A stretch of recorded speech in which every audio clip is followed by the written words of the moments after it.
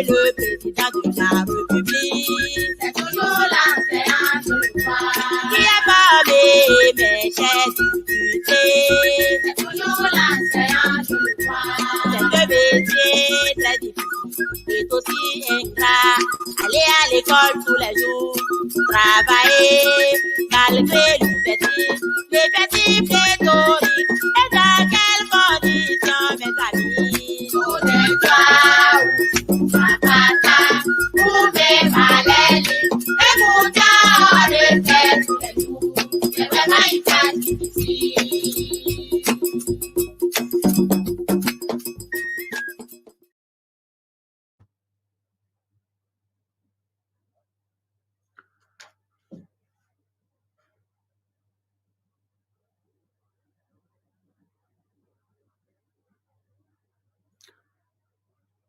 Greetings to all, ladies and gentlemen, colleagues and gentlemen, and all our comrades. Today is the World Teachers Day. My name is Mugwena Maloleke. I am the Vice President for Education International, and my co-host today, as we celebrate this important day for the teachers, is Miriam Sako Dansoko. Hi, Miriam. Hi, Mugwena. Je m'appelle Mariam Sahodanso. My name is Mariam Dakusaskara. I'm a member of the Executive Committee of Education. Thank you very much and welcome to everyone.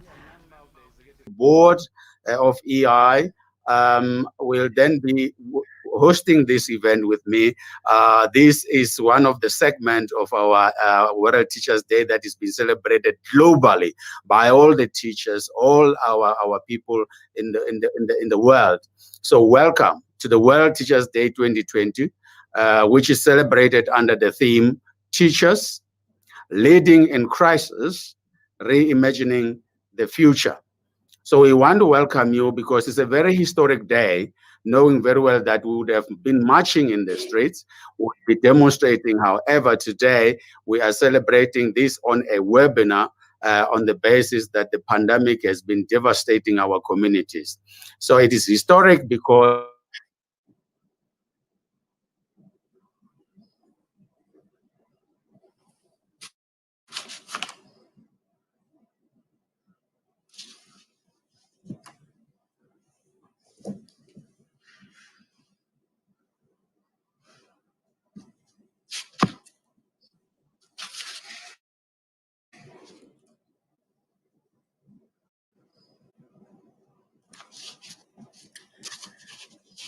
Donc, il disait que c'est un jour historique, la célébration.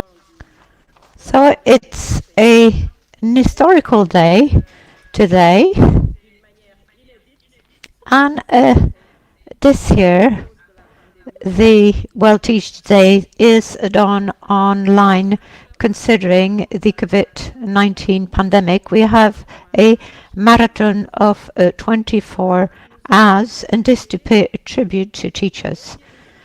And here we have the opportunity to hear the leaders of our union organization, our partners, and we have the great honor to have the participation of senior government officials and policy makers, His Excellency Macky Sall, President of the Republic of Senegal, Dr. David Sengay, Ministry of Basic and Senior Secondary Education of Sierra Leone, and our brother and former EI President, Comrade Tembelani Toulas Nexi, Minister of Employment and Labour for South Africa. So once again, welcome to all of you, members of the various organizations in Africa and other EI regions and our partners. Comrade Magwena, that had started the introduction, had some issues. But I'm going to present the program with 3 different steps. We will first have the Voice of Africa with the teachers and the union leaders of education. And we'll have some messages and our answer to COVID-19. And then we'll have the welcome speech of the President of the EI African region and that of the coordinator of RIEF. Then later, until 10:30, we'll have the presentation of the report on the impact of COVID-19 on education in Africa. Then we'll have some discussions and messages of our partners.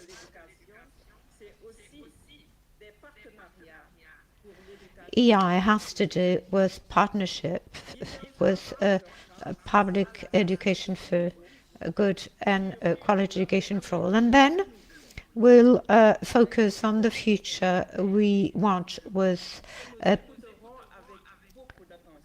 officials, senior officials and policymakers that we'll listen to very carefully. And then to wind up, we'll have the presentation of EI Secretary General with African music from the Karasi and Mansika group from South Africa. So, welcome to the Teachers Leading in Crisis, Reimagining the Future. And now, without any further ado, I'll give the floor over to Comrade Magwena. Magwena, over to you.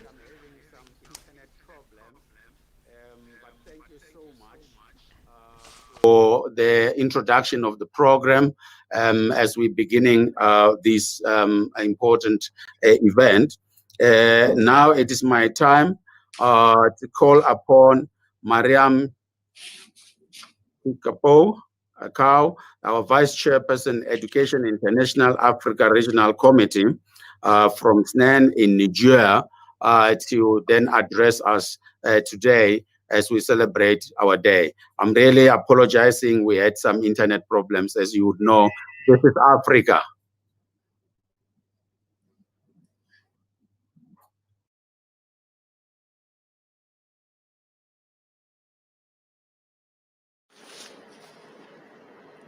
C'est avec un grand plaisir que je saisis cette occasion pour vous souhaiter à I'm seizing this opportunity with great pleasure to welcome you all to this online celebration of the World Teachers' Day. The COVID-19 pandemic has hardly hit many sectors in the field of education. Many alternatives were tried to make sure that learning could continue, but none of them proved efficient. These were many challenges. Teachers and support staff were then put in a very difficult situation, and this showed how important is the role of teachers. So we appreciate the participation of everyone,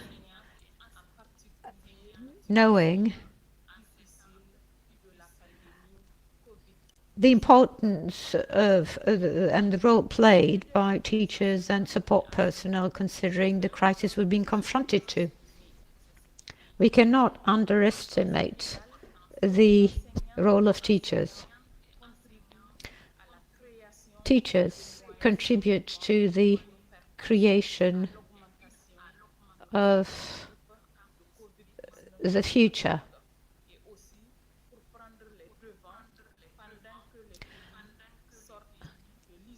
We have to take initiative to make sure that teaching could continue and taking into account new technologies and adapting to the new normality. The new normality, will call for greater investments in education. The government should see a specific financing for education because the new trends will call for greater infrastructure, different infrastructure, considering distance, remote learning, and considering the necessary sanitation measures to avoid the spread of COVID-19. We will need more teachers to have a better ratio between student and teachers in the classroom. And obviously we'll need more teachers to be trained for them to have the appropriate skills. We're very honored that the President of Senegal has accepted our invitation to come and attend our program. We would like to thank as well the President and Secretary General VI that have kindly accepted to participate to the African celebration of the World Teachers' Day. On behalf of members of VI in Africa, regional group of EI in Africa, we would like to wish a wonderful celebration of the World Teachers' Day. It's the first experience online, and we're very happy to be many here, and this shows how important we consider the teachers for the future of our learners. Thank you very much indeed. Thank you, Mariama. The opening address of this event. As we celebrate today, to us as the teachers, the parents are giving gratitude. They have welcomed that there are certain things they cannot do without us. But to business and those mega education technologies and so forth, to them, it is, let's make a killing out of the catastrophe. Thank you so much, Niger, for Mariama. Now we are going to be listening to the union leaders in the region. Miriam, can you come in and assist in terms of the leaders in the region? I'm not sure whether they're going to be followed by Dennis as our coordinator and so forth. However, I want to deal with some issues in terms of how when we use the webinar. We call it ground rules. That when you would wish to ask a question, please use the chat box or where there's a question and answer so that you can put your question or your comment. Is very, very important that you do that throughout, and then you note at the time when we'll be having a discussion, then you can be able to do that. So thank you so much. Union leaders in the region, we have got 6 zones, and those zones, we shall listen to them now. But Mariam, if you could come in as well and assist in terms of whether it's Dennis or it's the union leaders. Thank you. Merci beaucoup, camarades co-modérateurs. Thank you very much, co-moderator. I would like now to give the floor to Dennis Signolo, as the Chief Regional Coordinator. So over to you, Dennis.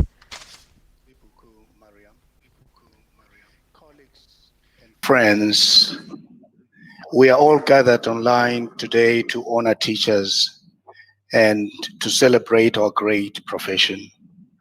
But as we all know, this year's celebration is unique in many ways. It is the biggest online commemoration of World Teachers' Day and is happening in extraordinary times.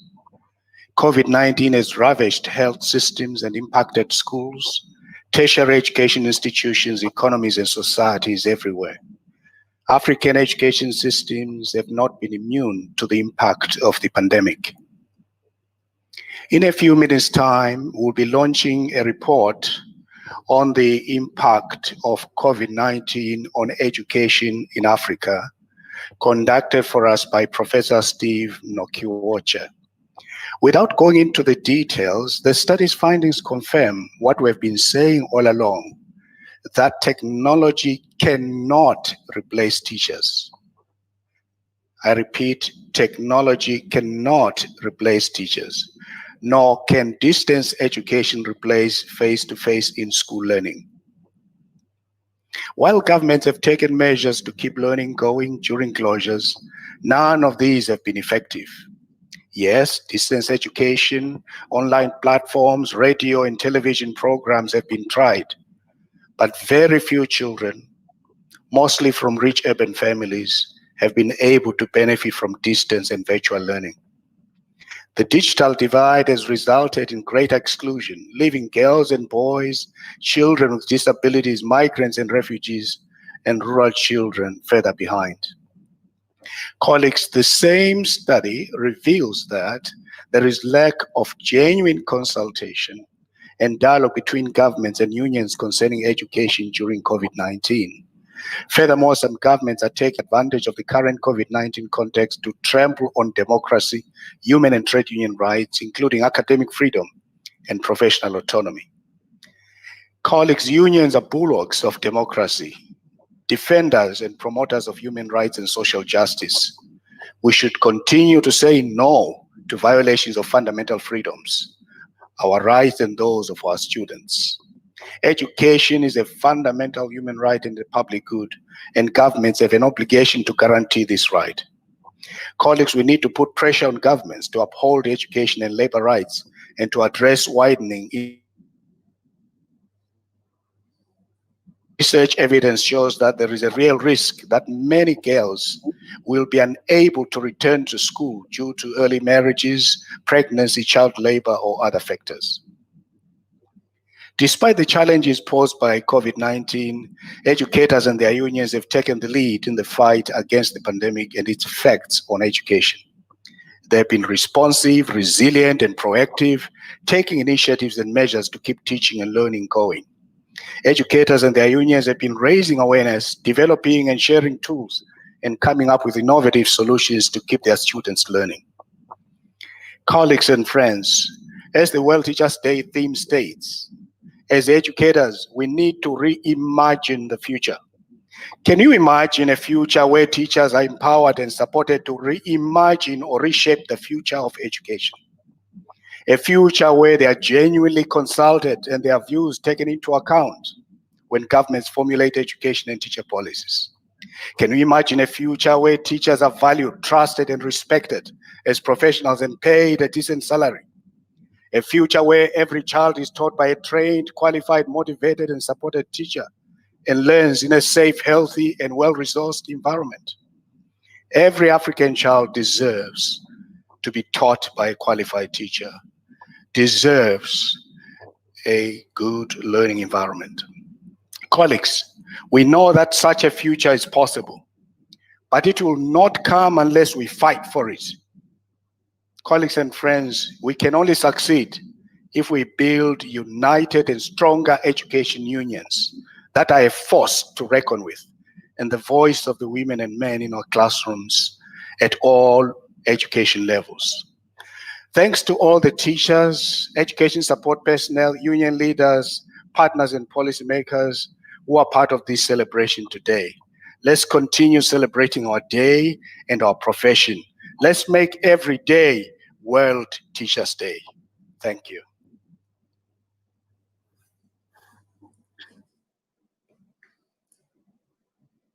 Merci beaucoup, camarade coordonnateur principal de l'IRAF, pour cet important message sur l'impact de la COVID-19 sur le secteur de l'éducation, sur la condition d'une éducation de qualité pour tous.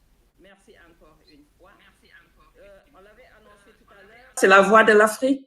Earlier on that ERAF is divided into different zones. We've got 6 zones, and we will listen to representatives of these zones who will convey the voice of Africa.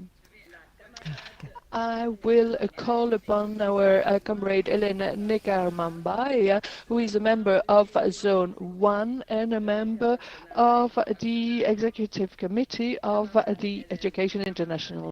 Dear Elena, welcome. You've got the floor.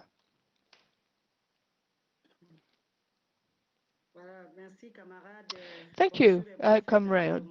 Good morning, and I wish you all a very good World Teachers' Day today. It is we are very happy to mark this World Day despite the impact of COVID-19, which prevents us from enjoying the day as we would normally. And as we've said, during the pandemic, the teachers have had to face many different situations. They have made sacrifices in their respective countries in order to be able to go on teaching kids and make all what was necessary to end the school year, despite the difficulties that we had to face given the situation.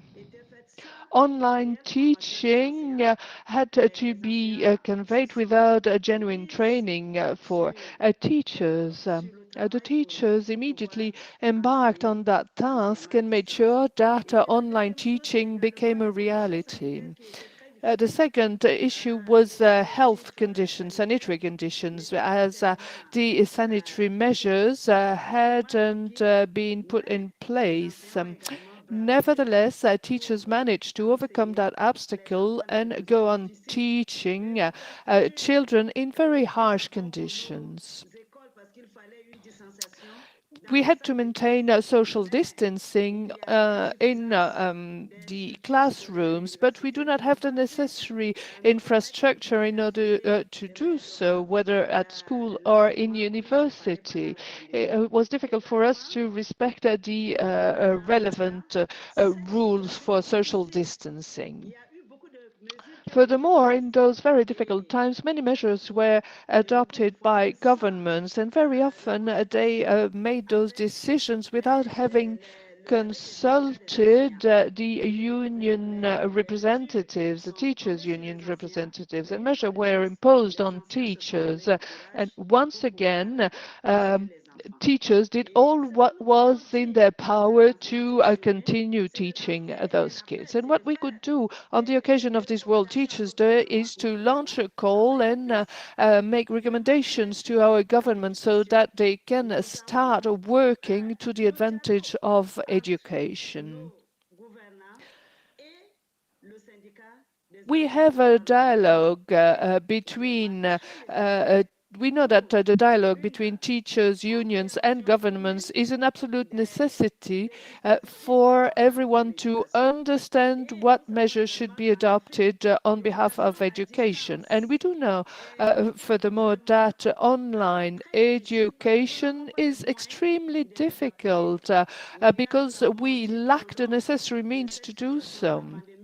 We said so during the whole of the pandemic. There are some areas of villages where there is no radio, no TV screens, not even internet. And internet in some regions is very expensive. That's the reason why we foster the classroom education in Africa, a face-to-face education that is much better for all children, whereas distance education or online education is the source of inequalities, because some kids could not learn during the pandemic, and that's not because they didn't want to. It is due to poverty, and we have therefore to take the necessary measures so that all kids can go back to the classroom and make sure we can teach them face to face. In order to do so, we consider that governments have to develop school infrastructures, whether at school level or at university level. We should have the adequate infrastructure, i.e. classrooms or buildings that are constructed, and therefore we need means, we need funds. We also have to establish a dialogue, a very honest, outspoken dialogue that is held on a permanent basis with unions, with teachers.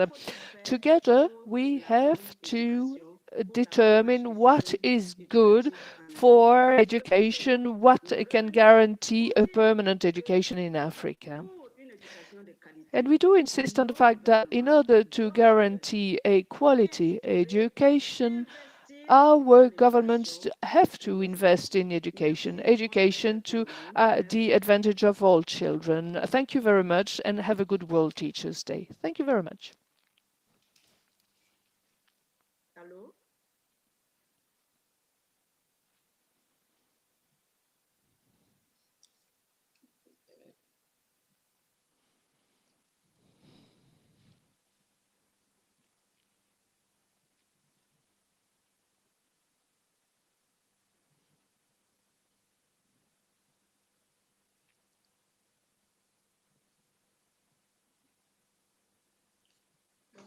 Can I start? Good morning, everybody. Let me begin by bringing you greetings from Zone 2.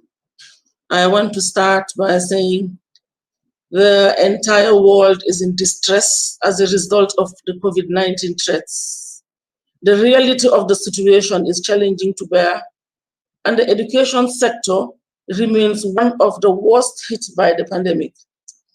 The coronavirus is a pandemic that has affected education systems worldwide, leading to widespread closure of schools. Notwithstanding, teachers have been very busy in trying to provide distant learning education amongst a host of other things. Today, we want to recognize the invaluable role of teachers in shaping our present and future, and takes this opportunity to commend, congratulate, and encourage teachers in their noble and often under-rewarded endeavor. On behalf of the millions of children and young people you have helped and continue to help, for the government for which you have produced leaders of integrity, for the children for whom you have produced responsible parents, and for ourselves whom you have given lasting memories of your commitment and patient guidance, we say a big thank you to you for your selfless acts of service to the continent. Teachers deserve more than just our gratitude. They deserve our full support. I therefore call on governments to prioritize education in its support mechanisms, especially during these trying times, COVID-19 pandemic. Government should not let teachers and children pay for the cost of the crisis. We must protect our education systems from current financial pressures and budgetary constraints. Let us recognize that investing in teachers is a wise investment in our efforts to build strong economies, cohesive societies, and a future of dignity and opportunity for all. On this World Teachers' Day 2020, we want to reiterate our commitment to working progressively with all stakeholders to ensure that the aspirations of teachers become a reality. We aspire that every child must have a well-motivated, well-qualified, and highly professional trained teachers. We want to congratulate every teacher and wish each and every one of you a happy World Teachers' Day celebrations. Please stay safe and solidarity forever.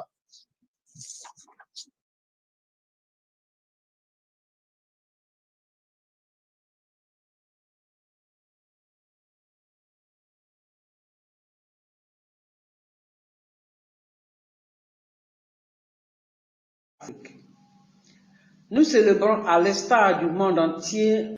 As the rest of the world, we are celebrating the World Teachers' Day in a context that is characterized by the COVID-19 pandemic. On behalf of Zone 3 of Education International African Region that I represent, I would like to wish you a very good World Teachers' Day. On this occasion, we would like to advocate with the governments to try and strike a balance between the mitigation of sanitary risk, the security of teachers and learners, and the guarantee of a quality learning and teaching for all, respecting the health measures that are implemented. A contaminated teacher, contaminated student is a vector for the spreading of COVID-19.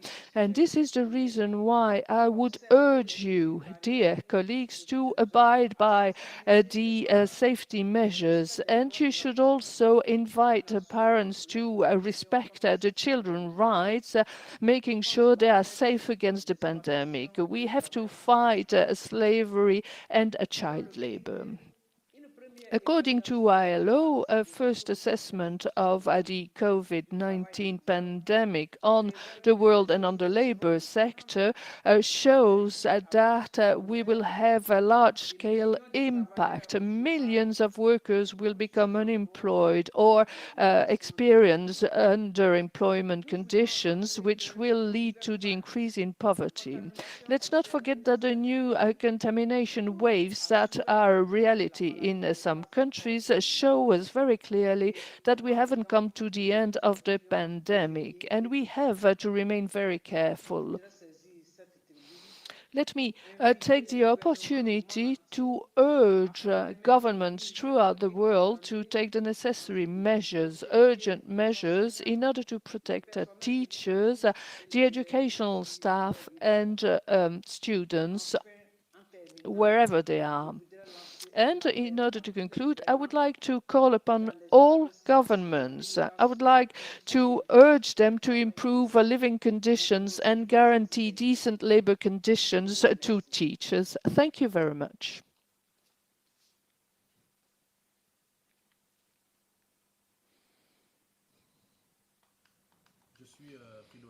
My name is Fridolin Messa. I'm the General Secretary of the National Education Union, SENA, Gabon, and I'm the representative of Zone 4 to the regional bureau. The Zone 4 is made up of 7 countries: Rwanda, Burundi, the Central African Republic, the Democratic Republic of Congo, and Ghana. And I would like to tell you that in those countries, COVID-19 has had a very strong impact, as all schools and educational facilities were closed and children were sent back home. Teachers in those regions had to go back home, and most of them lost their jobs. Teachers working in private sectors haven't been paid their salaries until now. We have witnessed an increase in stress cases and in different disorders that go hand in hand with COVID and precariousness. We all know that stress has increased amongst our colleagues. The unions, of course, didn't stay inactive. We launched a series of actions, and we try to stay as close as possible from our colleagues, from our different platforms, WhatsApp or others. We've kept communicating with our colleagues. We also launched awareness-raising campaigns for teachers and students in schools that have reopened, so that students could take their final exams. And we also supported the teachers through distance learning courses that we opted for. We furthermore carried out advocacy work vis-à-vis the government, so that measures were made in order to guarantee employment amongst teachers, and in order to make sure that they were still paid for their work. Furthermore, measures had to be made for public schools to go on paying the salary of teachers. COVID has, of course, had very negative, harmful effects in our countries. We couldn't finalize the school program, and many students couldn't take exams. We had indeed to make a few choices, and we've urged governments. We are urging the government to invest in public schools. They should build sufficient a school so that all students can go back to school in safe conditions, respecting the social distancing, being able to wash hands, wear masks, and keep the social distances from each other. And we do hope that educators, teachers will be able to overcome the obstacles of the pandemic. We shouldn't fall victims to pandemics or to the choices made by our states. We will go on fighting, and we will go on insisting, lobbying with our government so that they take up their responsibilities and guarantee the continuation of school.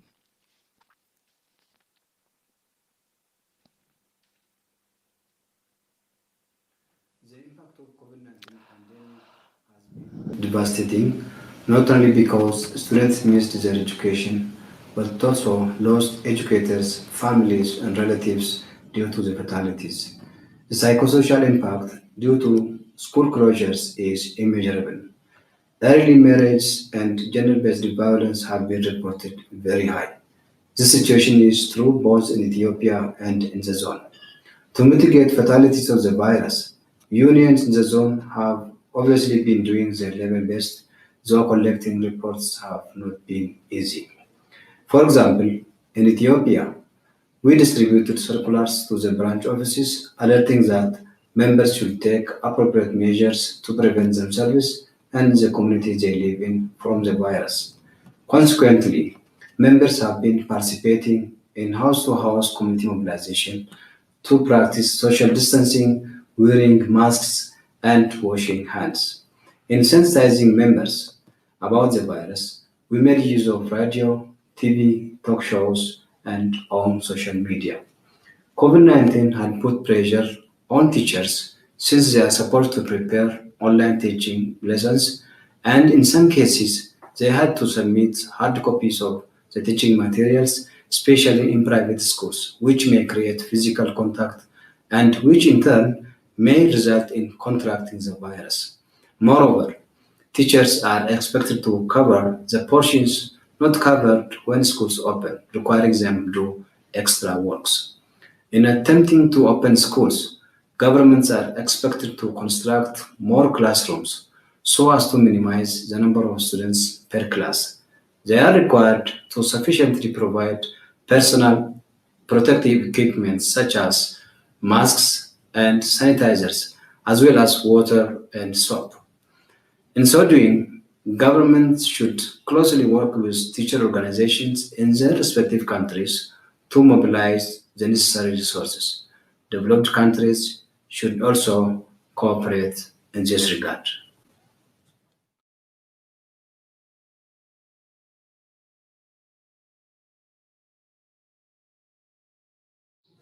Happy World Teachers Day to all the teachers, all the educators and personnel in education in the world.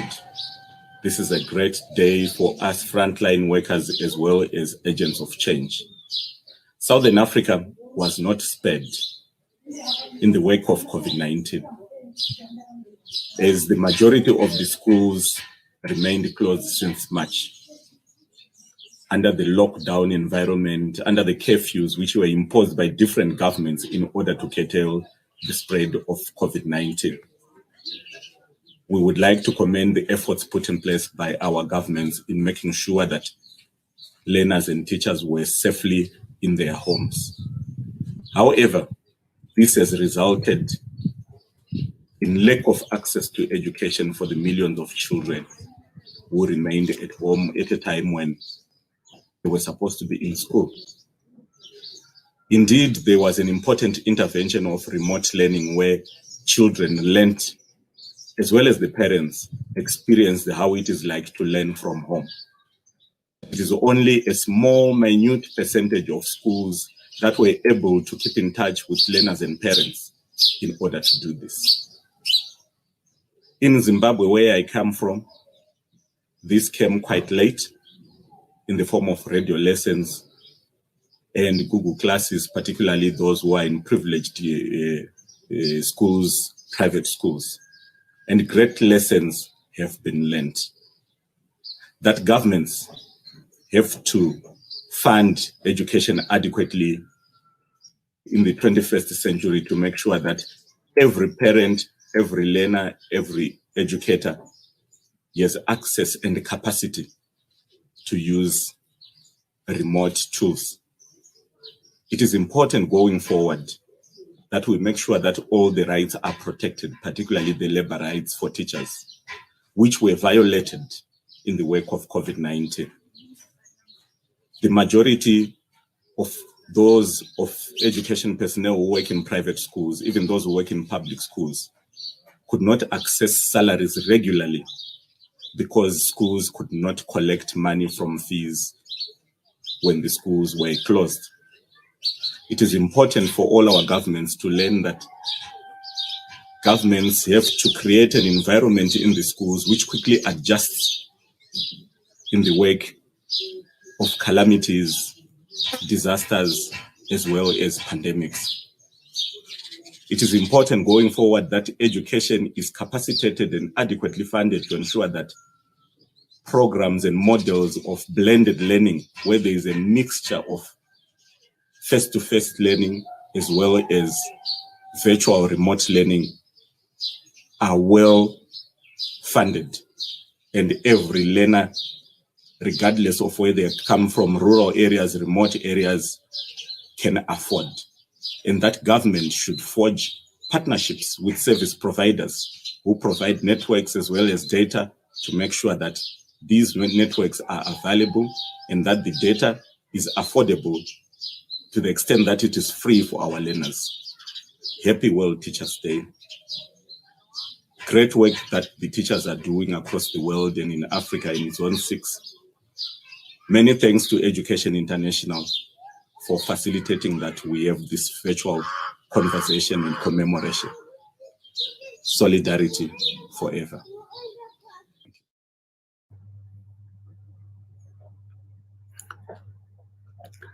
Let me take this opportunity as we celebrate this historic day of the World Teachers Day, now to take you to the next segment of our program. This is following into the footsteps of the Asia Pacific that have had a very excellent session early hours of this morning, and where we listen to Maria Rosa, we listen to Kailash, and so many. So now I'm going to take this opportunity in Africa to introduce you to someone who will then be having a conversation with Professor Steve, who has conducted the survey on the impact of COVID-19 on education in Africa, and we will listen to them. So the person I'm introducing is a senior TV and radio presenter. She hails from South Africa, and then she will then be having this conversation that will be very exciting conversation to hear what the teachers and the leaders of the schools are saying about the impact of COVID-19. We have just listened to the 6 regional or zonal leaders in Africa, all of them emphasizing the importance of teachers in terms of the work that they do, but how the teachers have responded to the pandemic and how the government was not ready and the teachers were there. So no learner was left behind. And therefore, allow me to present to you Mbali Tetani, who will then take over and then deal with the issue of this particular survey. We have provided the summary of the survey, and they will take you through. Thank you. Mbali, welcome to Education International, the family of teachers from early childhood to higher education. As we celebrate, we are very grateful that you have been able to join us as an anchor and as a host now. Can you take over? Thank you. Grateful for this opportunity. Now, we are commemorating World Teachers' Day today. And of course, as we do so at a very different time in our lives. We know that we are battling the coronavirus, and we have to now learn ways to live alongside this virus. Now, before I get straight into it, Mr. Maluleka has, of course, introduced me. I am a journalist in South Africa. I'm a TV reporter for 24-hour news channel. And we will be in conversation then with Professor Steve, who has conducted the survey during a very precarious time in our lives as we are in the midst of this pandemic. Now, we also will be taking questions, so you will be listening very closely on into what went into the survey that Professor Steve will be sharing with us. Now, we know that this COVID-19 has affected a number of countries. It has affected the world over when it comes to issues around how we live. And it has affected issues around the economy. It has affected issues around jobs. There's been major job losses because of COVID-19. And another sector that has also been affected is, of course, the education sector. And this is where now I will be bringing in Professor Steve.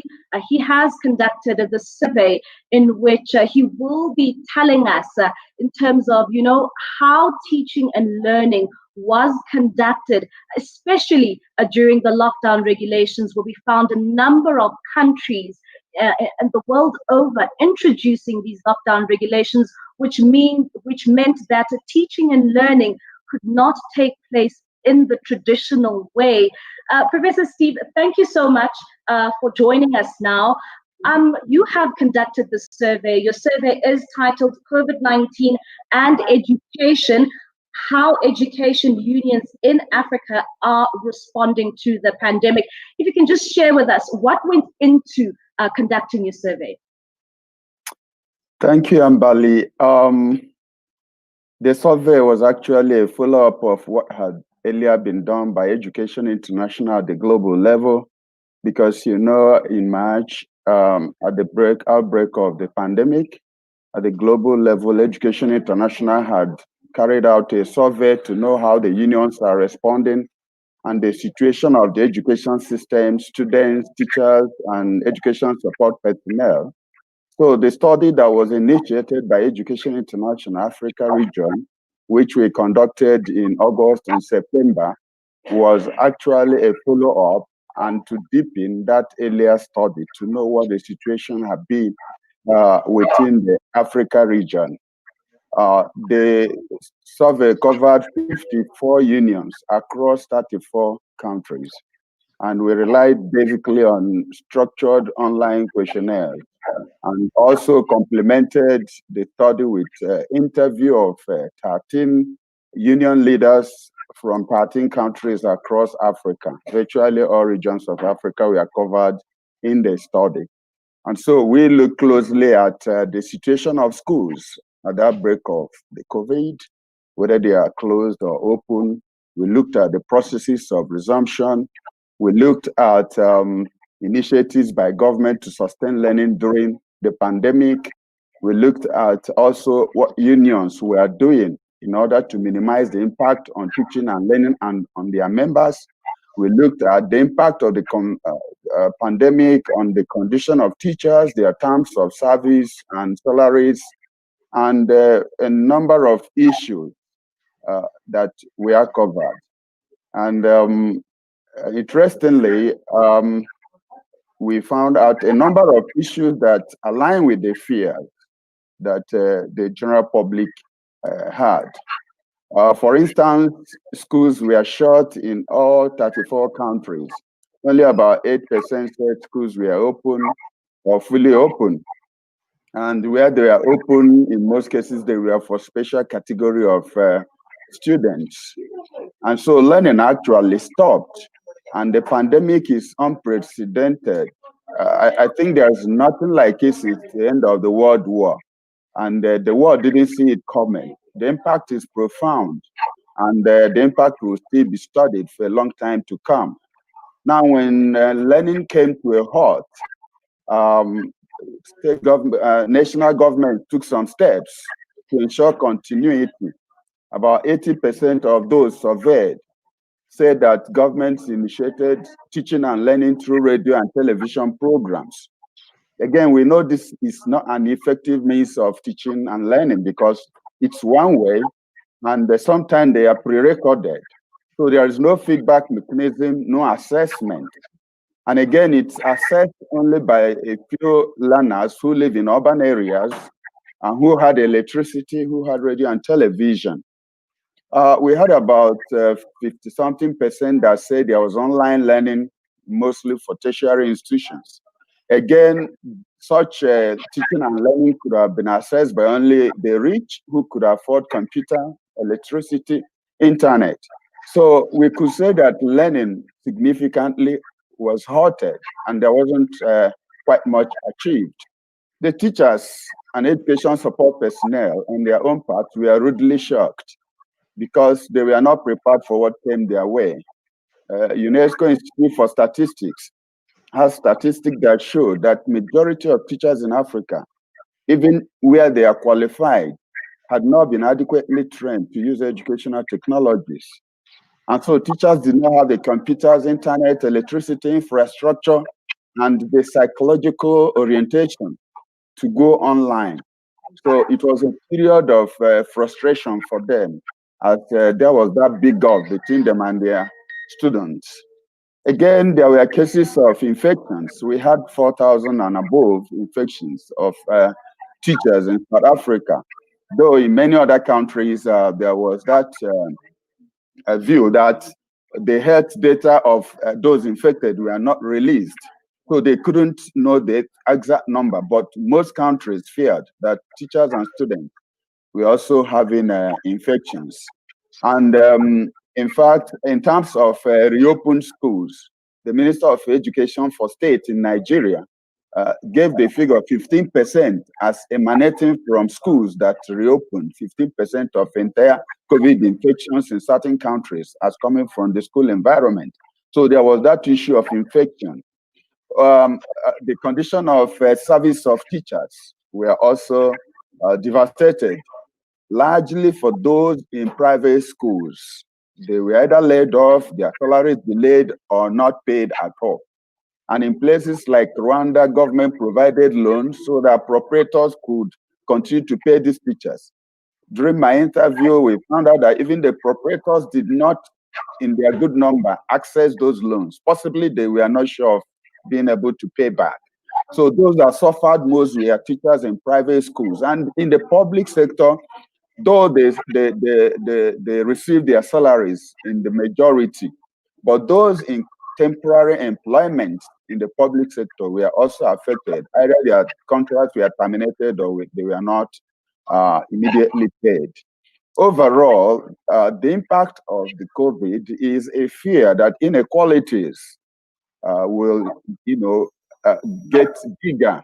Education inequalities between the rich and the poor, between the marginalized and those who have access, because you now see people living in the rural area, you see the girl child, you see those with disabilities, you see those from poor homes.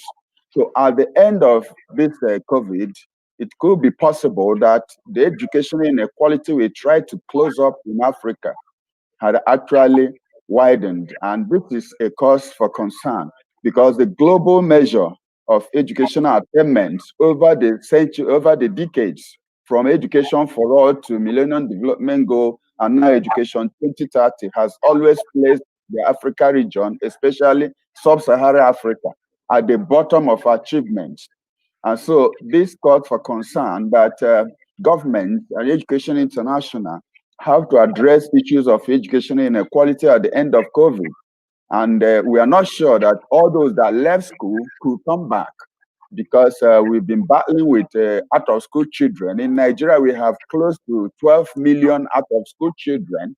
That's the country with the highest number of out-of-school children in the continent. And based on the population of 200 anyway, 200 million people, and we know there are also other countries with that higher rate, but this is likely to increase. And so there is need for programs to be initiated to ensure that after COVID, students that left schools might come back. And let me also mention one very important negative impact that has to do with school feeding, because many students are so poor that the only meals they used to take are the school feeding, the meals provided by the schools. With the closure of schools, these students went back to their slums or rural areas, and they could not access the feeding again. So hunger, malnutrition, disease, and apart from lack of access to education, could have been the lot of the preponderance of students, knowing that majority of the dwellers in Africa are in the rural areas and are actually lacking. So the overall impact of the COVID has been quite devastating. Thank you, Professor. You've named a number of issues in which education has been affected, especially during the pandemic. Now, I just want us to zoom into the issue specifically, because you've mentioned the issues around how teachers had not prepared for this, how governments had not planned for this, and how when it came to teaching and learning, it had to be done differently. And everybody was going into this very blindly. When you zoom into the impact on education, if you could just take us through that and just let us know how, in general, has education been affected by the pandemic? Yeah, as I stated earlier, the pandemic led to closure of schools. The study showed that only 8% of unions surveyed said schools were fully open, and 15% said actually those schools that were open were tertiary institutions, possibly private schools, because many public, even tertiary institutions, had issues with providing all the protocols required, so they could not open. In terms of reopening of schools, which started with around August and September, we discovered that countries began to phase their reopening of schools, starting with what is now known as exit classes or examination classes, those that have to write their school or ordinary level school certificate. And eventually, by this time, many more schools are opening. So the schools are not even totally open as we speak across the country. I did say in specific figures, 87% of those surveyed said their countries used radio and television to reach students. And we have explained the deficiency in using radio and television, particularly science and mathematics teachers. We are concerned that you could not teach mathematics and science, which were practical courses, through television, which were and radio, which are, one-way communication. Now 32% of those surveyed said students were reached through take-home workbooks and packages, which enabled them to be working, alone at home. And 55% said online means were used, and which we said these are for the privileged few and tertiary institutions. And of course, you have 21% that said no action was even taken in their own case. So that closure of school was very effective. We also know that we asked the unions to say how effective overall teaching and learning had been during the closure. 83% said learning was ineffective. So it was as good as saying no learning actually took place, because there was no supervision, no serious interaction, no assessment, and you couldn't be sure it covered the syllabus. And we also asked the union their feelings about introduction of educational technology or going online. Do they have any fear that it could affect the future of their career? 60% said yes. They are afraid there will be job losses if the online is implemented. But 34% agreed with the statement that yes, educational technology will make their job easier. And then 36% said there's need to shift online. 26% felt there's no effect. So overall, majority of those surveyed are afraid that even the advocacy for online education may affect their jobs. And now, in terms of government support, 62% of those surveyed said government rendered no support whatsoever. So the unions and the educators were left, to be on their own and so forth. Yeah. And Professor Steve, you've mentioned issues around how, when it comes to support, that teachers found themselves vulnerable. Also, when you're looking at, in terms of training, that not much training was done to prepare teachers for online classes. I want us to move now to another question that I have for you. I just want to find out from you, specifically looking at the pandemic, and specifically looking at teachers and education support personnel across the region. How did you find that in your study? The impact on the education support personnel and teachers, like I said earlier, the teachers that were in private schools, majority of them had their jobs stopped, had no salaries paid, or were laid off. And we had cases where the proprietors could have borrowed to pay from government, but they did not access. And actually, majority of the teachers in public sector had no issue because government was able to sustain their salary. That we proved. But the number of those that were in temporary employment and contracts that were affected was significant because they couldn't keep their contract or keep their pay. So the impact on salaries and condition of service was, quite significant in this respect. And looking at teacher unions and looking at educators rather across the region, how did they respond to the pandemic? Because we know that teaching and learning could not be done in the traditional way. So when you look at how the teacher unions responded, as well as the educators across the region, how did they respond to the virus, and was it effective? The unions actually, I think, did what they could do at best within the context. 92% of them indicated that they created awareness and sensitization of their members about COVID and how to stay safe and to address issues about teaching and learning. So 92%, which is like virtually every union, was intensively engaged in addressing sensitization and awareness issues about members. Another 72% said they engage in social policy dialogue with government. That means they try to engage the government. I do believe maybe your next question will come about consultation and how the extent the government was able to listen to the unions. So, but for now, 72% said they engage in social policy dialogue with government. 38% said they developed tools and instruments that could help their members to cope and that could also help, especially with reopening of schools, to know exactly what to do. There were other actions taken by the unions. For instance, in South Africa, they were able to win what they called free data concession.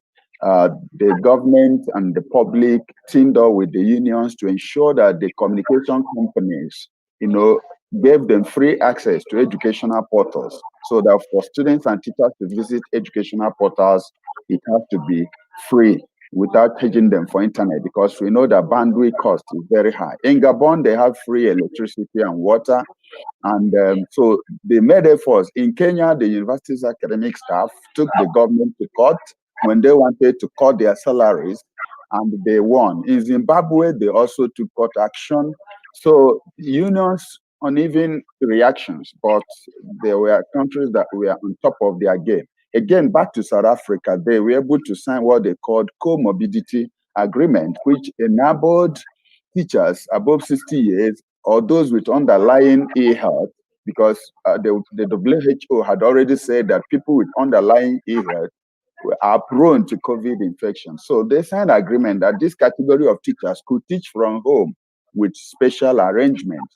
So a number of these measures had gone on, across the country in different fashions.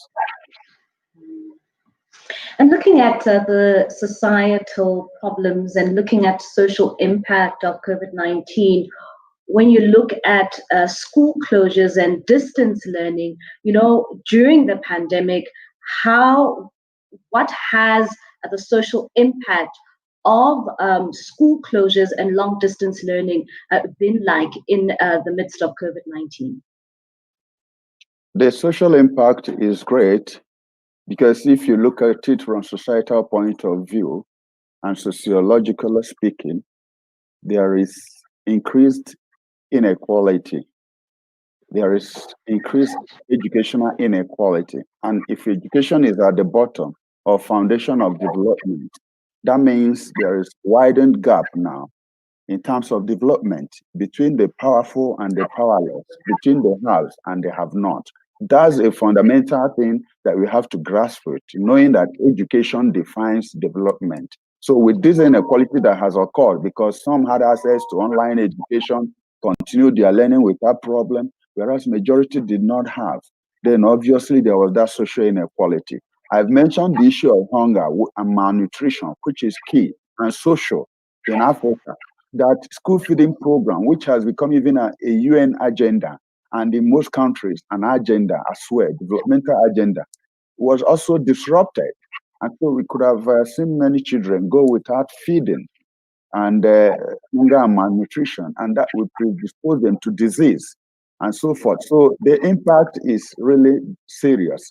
And then we look at the girl child and gender and violence, gender-based violence has increased this time from South Africa to Nigeria to Ethiopia. Check the social media, the rage of social violence, gender-based, during this closure is unprecedented.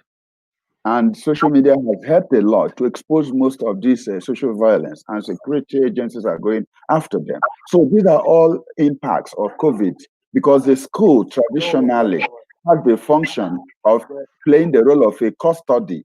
When the schools are in session and working properly, they take custody of these children. The gender issue is addressed, custody of little children and all that, and they wouldn't be exposed to such violence. I discussed with some people during the interview, and they said rape has increased in their countries, and many children are wondering. And where the economy has been opened and the schools closed, then the children are even left without the care of their parents equally. They have left the care of the schools. They also leave the care of their parents, because their parents, when the economy was reopened, also had to go to work in order to fend for them, because you know that the shutdown in the economy was affecting the economies of the families. So from different angles, violence, inequality, gender issues, feeding, hunger and poverty, and I keep mentioning that Africa, sub-regional, particularly sub-Saharan Africa, haven't earned the mark it's supposed to have when global educational performance is assessed. So these are all helping to really whittle down the great strides that had been made before the pandemic. Now, Professor, we also find ourselves in a situation where many countries are beginning to ease down the lockdown regulations, and we are beginning to see teaching and learning and pupils and students going back into the classroom. Now, when you look at the findings of your survey, would you say that have governments in the region put in place adequate measures to ensure that teaching and learning now, even though we still find ourselves in the midst of the coronavirus, happens in a safe environment? Yes, we asked the leaders to tell us, assess on a scale of 1 to 5, point by point, what is the score for face mask, the provision of face masks in their schools, provision of water and sanitation for washing of hands, provision of personal protective equipment for teachers and students, and then the possibility of social distancing within the classroom and outside the classroom, and the provision of every school with the health guidelines and overall ability to meet the WHO guidelines. We ask the leaders to assess their countries on these issues. On the average, 3 is what we got.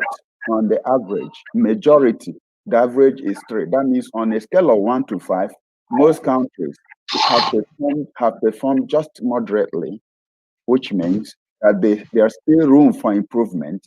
And surprisingly, there are those that score their country 1, which stood very inadequate. And some score their countries 2, which meant inadequate. So the majority lie between being moderate and sliding towards inadequate. And so it is important as schools resume that countries should put in place these protocols. Because as I mentioned earlier, even the Minister of State for Education in Nigeria has given a figure that we're still looking at, that 15% of total infections are coming from school environments. And that has been the reason. If you also look at the survey we did, we asked the leaders if they prefer schools to resume now, no matter the situation, or they would prefer schools to resume in future when COVID is under control. 53%, 53 said they preferred schools to resume now. And the lesser number, slightly lesser number said in future. So among the unions themselves, it is 50-50. Half want schools closed still, and half felt they could resume, provided these protocols are made. So resumption of schools must be done with cautious optimism. So right. Just the last question from me. Yeah, thank you. Just the last question from me. We don't have much time. I just want to find out if you can just take us through quickly through the recommendations you have made in your survey, specifically to government and to teacher unions, should we find ourselves in another crisis of this nature? Yes, quickly, for Education International, the research has revealed a lot, and it already has resources. So they should pool the resources revealed by the research and existing resources and use this time to share best practices among the unions in order to strengthen them. Number 2, Education International should collaborate with government and other international organizations to use this time to review existing guidelines for education in emergencies, because the guidelines exist, but COVID has shown that there could be such impact that will take everyone unaware. So the time to review existing emergency guidelines is now. I should also mention that African Union, which is the continent we are looking at, has come out with its own framework for dealing with COVID, which is called DOTSS. The full detail is in the report. Now, the findings have almost 100% complemented every aspect of the DOT framework of the African Union. So we are calling for synergy between Education International and African Union so that they could increase the momentum and impact. And for governments generally, we discovered that 62% or more didn't get support from government during this time.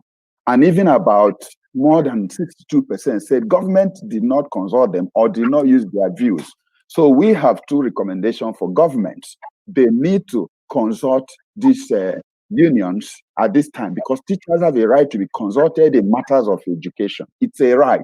And then in terms of support, teachers need social psychological support, professional development, and professional preparation in terms of shifting to online. Thank you.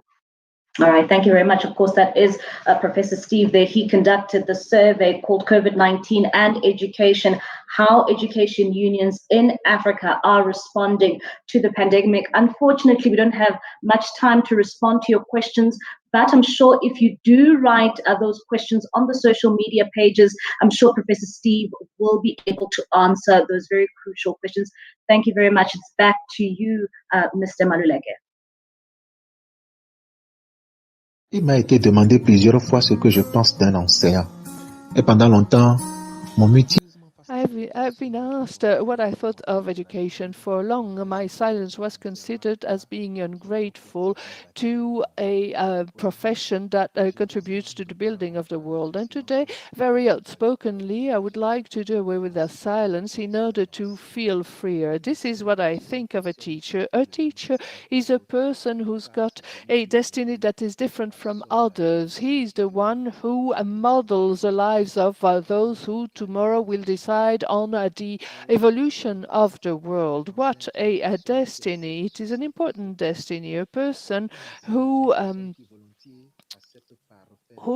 accepts to sacrifice in harsh conditions. The teacher is participating to the well-being of children. A teacher is someone who, on behalf of passion and commitment, accepts the difficulties of teenagehood and childhood. A teacher is someone who does not have all rights but has all responsibilities, i.e. transforming someone into a human being who will take part in humankind development. A teacher is to be granted a priority. A teacher is someone who knows what their importance is, but who unfortunately does not have the freedom to decide on everything, and who can't commit any mistakes, because if there are mistakes, there is catastrophe. A teacher is a being that shouldn't be looked down on. A teacher shouldn't be someone who doesn't enjoy, who isn't honored. It is someone who should be honored. We all know that. We do know that. And those who would never have succeeded know that. Those who would never have become politicians and decision makers without the intervention of teachers, even those who from birth, who were supposed to be illiterate, but who, thanks to the quality of their teachers, managed to learn how to write and read. Teachers can't be persecuted. They have to be honored. And this is the reason why, as a human being, I would like to thank you all. I would like to honor you, congratulate you, because your profession is a difficult one, and not everyone can become a teacher. Thank you for having transformed me in the one who I am. Thank you for having opened up the doors to my future. Thanks for all what you've done for me. And for those who I can't congratulate, I'd like to ask for forgiveness. Please forgive those who do not understand they have to honor you. As the life book is saying, you have to bless teachers. Bless teachers because you cannot ridicule a teacher. This is something that cannot be done. I'm an outspoken defender of teachers. Thank you very much. Thank you very much, Tumbali and Steve. And it is a pity we couldn't have a question and answer session, but we will digest this milestone study. And thank you very much for this beautiful poem that pays tribute to teachers. Dear colleagues, the work that has been done for the adoption of the Sustainable Goal Development, amongst which Social Development Goal 4, she has been working with partners to make sure those SDGs were implemented. She made a lot for defending the quality of public education for all. We're going to give the floor to different partners now. We will give the floor to the Education International. Sally Babas is Africa through the voice of the General Secretary.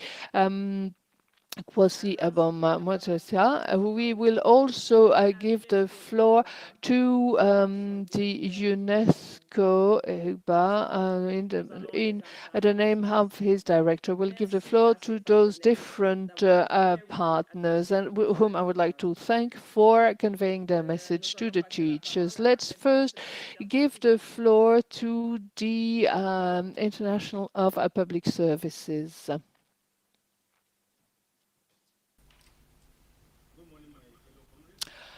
Bonjour. Arab African Arab countries, I bring to you warm greetings on this great day as you celebrate the World Teachers' Day.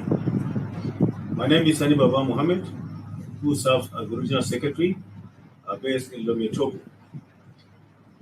This year's celebration is taking place at a very crucial moment in our lives, as you all know, due to another pandemic ravaging the entire world. Another pandemic, I call it because this is not the first time we are passing through this type of problem, though not as serious as this. As you are all aware, we had Ebola in the recent past in Liberia, Sierra Leone, and Guinea-Conakry. And right now, at the moment, we are still battling with Ebola crisis alongside with the COVID-19 in the Republic of DRC. The choice for this year's theme, Teachers Leading in Crisis, Reimagining the Future, is very apt and at the right time, so that collectively we can also sit and decide how to shape our future. Pandemics, conflicts, wars have always been with us. You all know the insurgency we're passing through in Nigeria, Chad, Cameroon, Burkina Faso, and also Niger Republic, and the displacement of teachers and public servants in the Arab world, which has so far made many of them migrants and into migration. And many of teachers and civil servants in Nigeria, Niger, Chad have also been displaced, thereby making them also internally displaced persons who also need help and support from all of us. Like I mentioned, comrade, this is supposed to be a short message to all teachers and all public sector workers in Africa and Arab countries. But let me quickly say that we all have to come together to support each other, especially in our campaigns on tax justice, water justice, and climate justice, because already many of us have become targets and victims. And collectively, we need to build alliances with civil society organizations and other like minds so that we can together move the system forward and enjoy an environment where we can provide our services unhindered. We need to rise up to the challenge and call for compensation for those teachers that died or killed in the course of insurgency in many parts of Africa. This we have to do if we are completely convinced that yes, teachers deserve their reward right here. There have been attempts by many countries to call for teacher salary structure, which has not been listened to. I think this is the right time for us, taking into cognizance how the pandemic ravaged many of us and the economies of our countries, to stand together and call for what is supposed to be paid to all teachers, place our demands right before our governments and employers so that they do what they are supposed to do in support of our teaming teachers who are on daily basis trying hard to make sure they give a direction, a very positive direction to the society by educating our children to become right leaders in our various governments and our various countries. So with these few remarks, comrades, I want to salute your courage for taking the pains, despite the COVID-19, to celebrate this year's World Teachers' Day. I wish you all the best and happy celebration. Thank you very much. Appreciate it.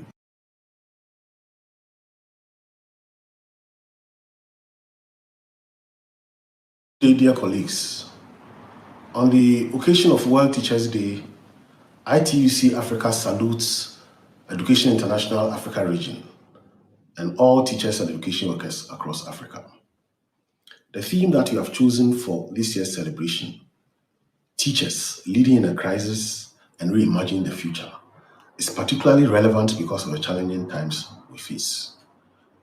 We know that COVID-19 has caused a scale of disruption which is unprecedented in modern times. Economies and social life have been affected, livelihoods have been affected across the entire globe. EI itself has reported that 63 million teachers have been affected, whilst over 1 billion students have had their education disrupted. Your theme suggests that teachers fully recognize the challenge that we face at this moment, which is one of leadership. As our countries try to address the major issue of reconstruction and recovery, unions need to find their place properly at the table. And within the education sector, teachers have to input to make sure that the appropriate protocols are respected so that schools can be safe for teachers, for students, and for all other stakeholders. In the larger society, unions must fully rise up to make sure that our interests are taken into account in the measures that are being developed. So I want to ask you, our teachers, to offer the requisite leadership to our union movement and to help unite our unions to make sure that we can get our voices heard properly and in a way that it can be fully taken into account as our countries strive towards recovery.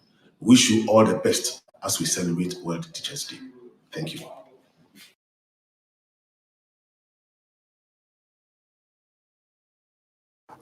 Thank you very much. This is Boaz Waruku, the Program Manager on CEFA in Africa. I'm happy to join you during this occasion when we are celebrating the International Teachers' Day.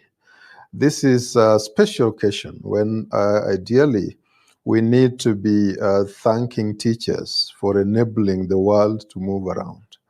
Because without a teacher, even you who are beaming this won't be able to do it. This is a difficult moment also because it's coming during the COVID-19 pandemic at a time when teachers in the private schools have lost jobs, but teachers also in the public sector, many are at home as we speak, unsure of what to do next. Not really motivated because you see, a teacher's motivation is to be with the learners, with the pupils, with the students. But in this case, they actually do not know what to do.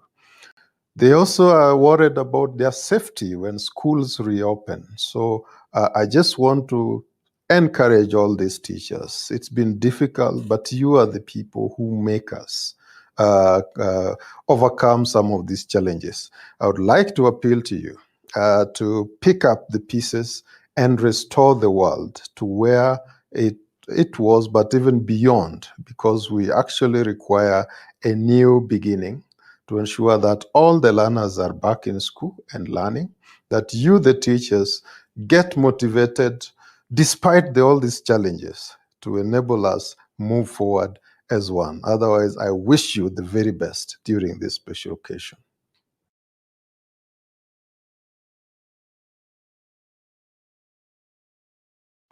Happy World Teachers' Day 2020. We are celebrating the day with the theme, Teachers Leading in Crisis, Reimagining the Future. My name is Yumiko Yokozaki. I work for UNESCO ICBA, International Institute for Capacity Building in Africa, UNESCO's Institute for Teacher Development in the continent, based in Addis Ababa, Ethiopia. This year, we have witnessed a COVID-19 pandemic affecting many elements of our lives: society, politics, economy, and education. In many countries of the African continent, schools were closed rather abruptly in March and April this year. Teachers were thrown into emergency, being asked to continue teaching students who could not come to school. Teachers tried their best. Printed materials were provided, online courses were made, and the social media such as Facebook, Messenger, WhatsApp, and even telephone and text messages were used to provide continuous learning and reaching out to students. Governments also enhanced existing TV and radio education. However, the reality was harsh. Many teachers were frustrated as they did not have experience. They did not have knowledge and skills for such activities, and they did not have a means and tools.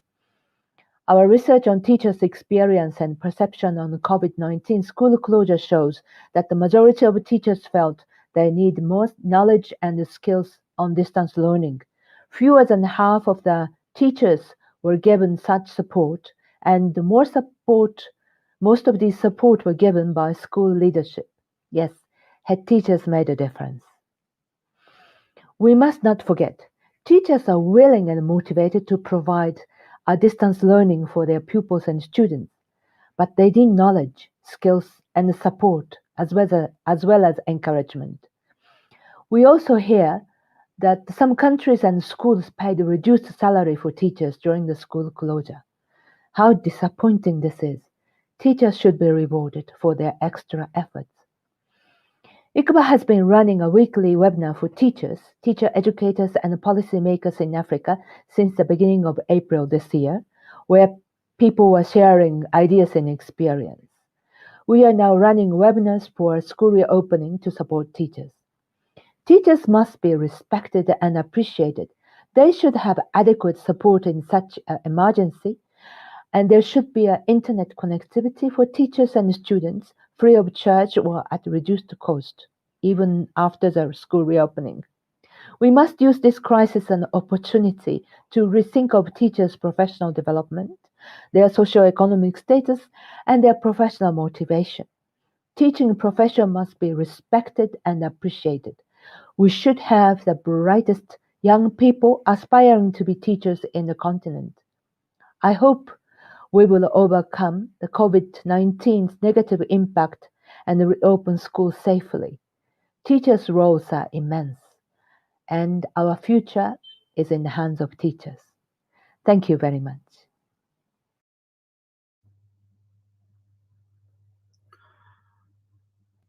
Indeed. Thank you so much. Our future is in the hands of our teachers. Recognize the teachers. Pay them well. Appreciate them. These are the messages we receive from our partners. Thank you so much for our partners to be with us. We are now moving to the next segment of our program today. This segment is about the future we want, because our theme is clear that we need to reimagine the education and reimagine the future. Now, in any crisis or any pandemic, there are things that help us to build resilience. Our teachers have taught us that poetry is part of us understanding the world, but also it provokes our emotions so that we're able to build resilience. Our teachers have taught us that music is part of us, it's part of our soul. In a crisis like this, if we listen to music and poetry, we can indeed build resilience. So we can self-reflect, and poetry and music is beautiful. Let me introduce to you our traditional Maskanti band from South Africa in a video called Kadashi and Makinga. They come from Mpangeni in the heart of Zululand. Listen to them. They can help us to build resilience. Thank you.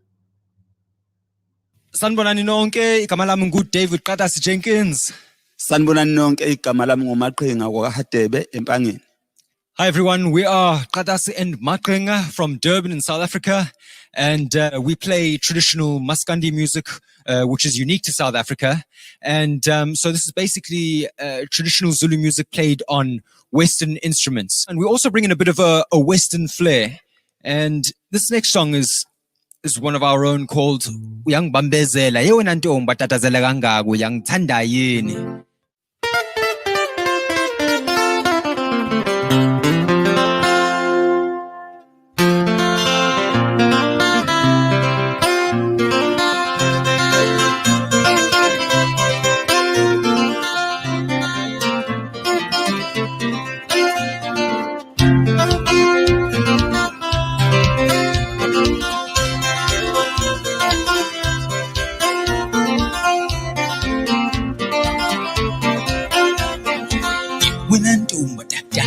selaganga uyangithanda yini wena ntombi selaganga uyangithanda yini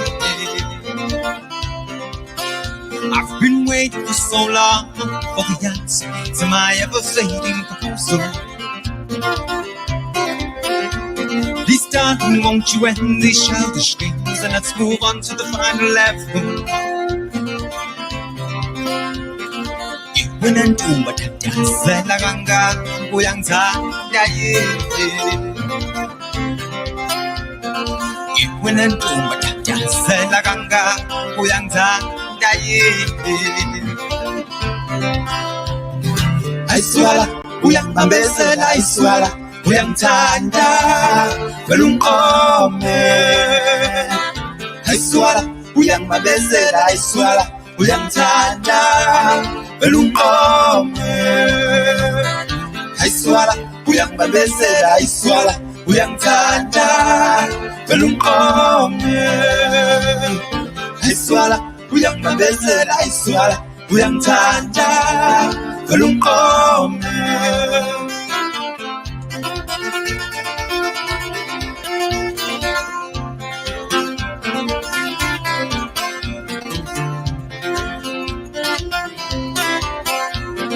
ubala phansi ngozwane ubala phansi uyacisha vele ungiqome ubala phansi ngozwane ubala phansi uyacisha vele ungiqome Is it a yes or a no? Do you love me? Should I let you stay here, baby?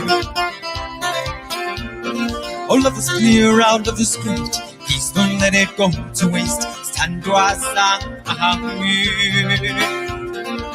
when I'm doing my dance, and I ganga, we are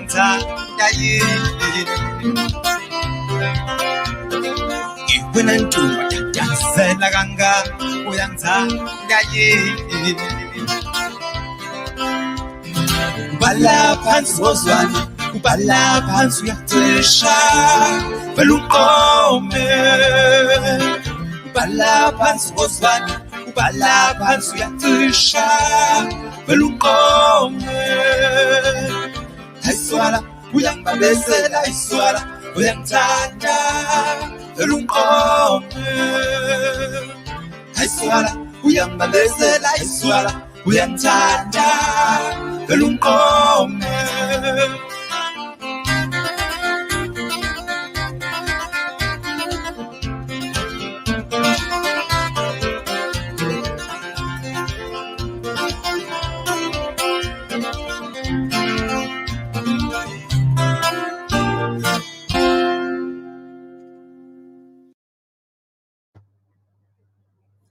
Thank you so much for the music. Indeed, Susan has written there on the chat that we need music this time. We need poetry, we need music because it's about dealing with our feelings during the crisis. Music and poetry teaches us how to understand the world and how to appreciate the world. It also teaches us basically how to self-reflect. So it's important during this time that we build resilience, and our teachers are teaching us music. Our teachers are teaching us poetry, and they sharpen us. They make us to be bright. Thank you so much to Katasi and Makenga from Mpangeni in the Zululand in South Africa. So now, as part of the segment where we're talking about the future we want, the future that we have to reimagine, given the fact that the teachers we are leading in a crisis and we have to come up with responses and solutions. I want to now introduce to you to our chairperson of the Africa region of EI, Corporate Christian Ade Poku. He will then be presented through a video, and I hope we can listen. Thank you.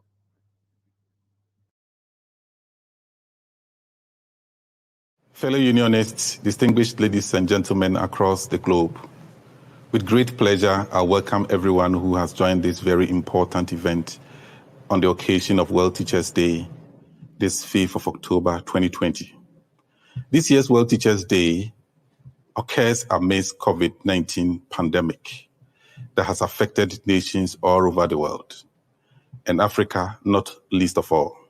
The challenges are many and cannot be overemphasized. Evidence from the EI Africa survey launched early today shows that schools were closed and face-to-face schooling was suspended in most African countries. Various alternatives have been tried to fill the learning gap, including online learning, radio and television broadcasts, and social media. But none of these can replace in-school teaching and learning. The pandemic has changed the world in very significant ways, and we need to prepare ourselves for a world with new normal, a normal in which the right to education of every child is secured, a normal in which teacher leadership is inevitable in providing alternatives on educating the young in the midst of the crisis, of ensuring equity by supporting the marginalized, a normal of reopening schools without further spread of the pandemic. As Education International Africa, we have expressed hope for a future without COVID-19 in our educators for reopening of schools and education institutions. The teaching fraternity calls for a clear policy guidelines to prevent the spread of COVID-19 and social dialogue mechanism that ensures continuous engagement with teachers and education support personnel through their representative organizations. Such dialogue is essential in developing and implementing effective safety and health measures and in coming up with decisions related to school closure and reopening.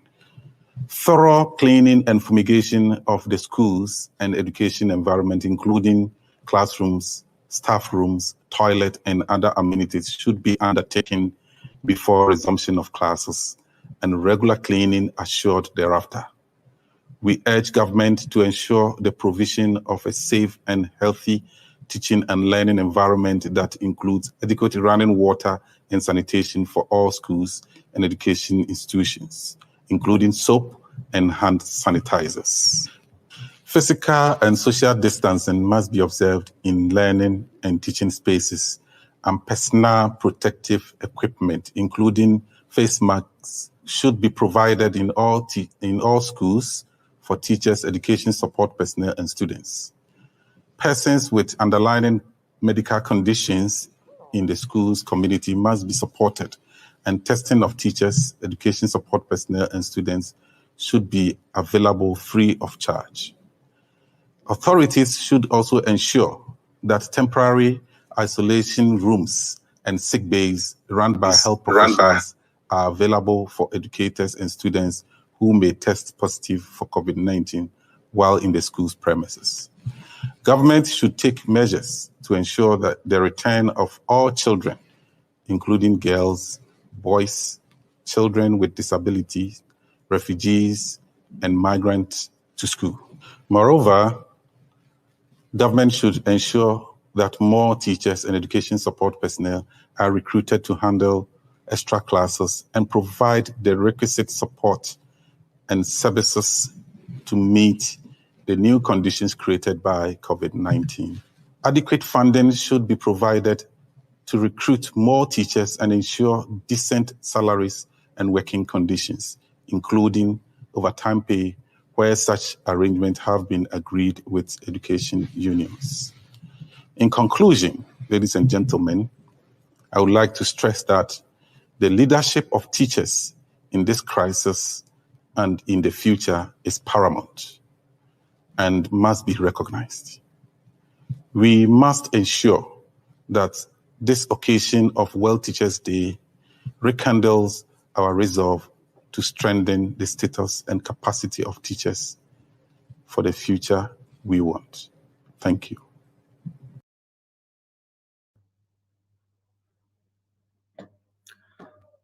Thank you, President of Africa region, for the message of support but also for recognizing the work of the teachers and the recommendations that you are making.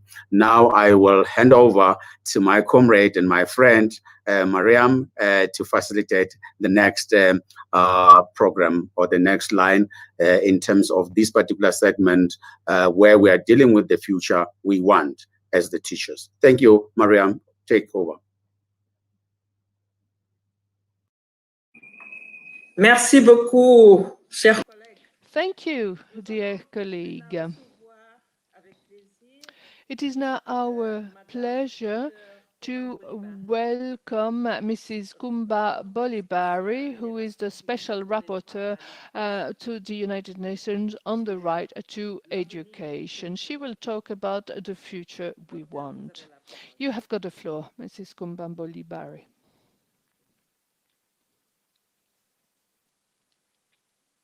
Dr. Barry? Is Dr. Bolibari with us?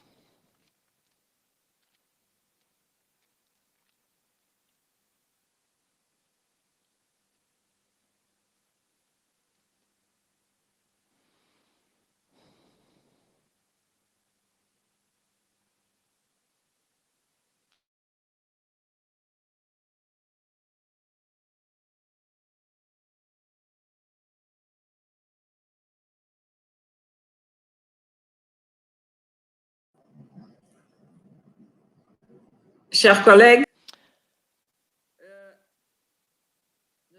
colleagues, we will give the floor to our former president for his message.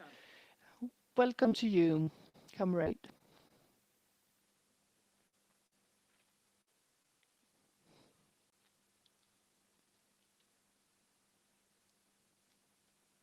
What's wrong?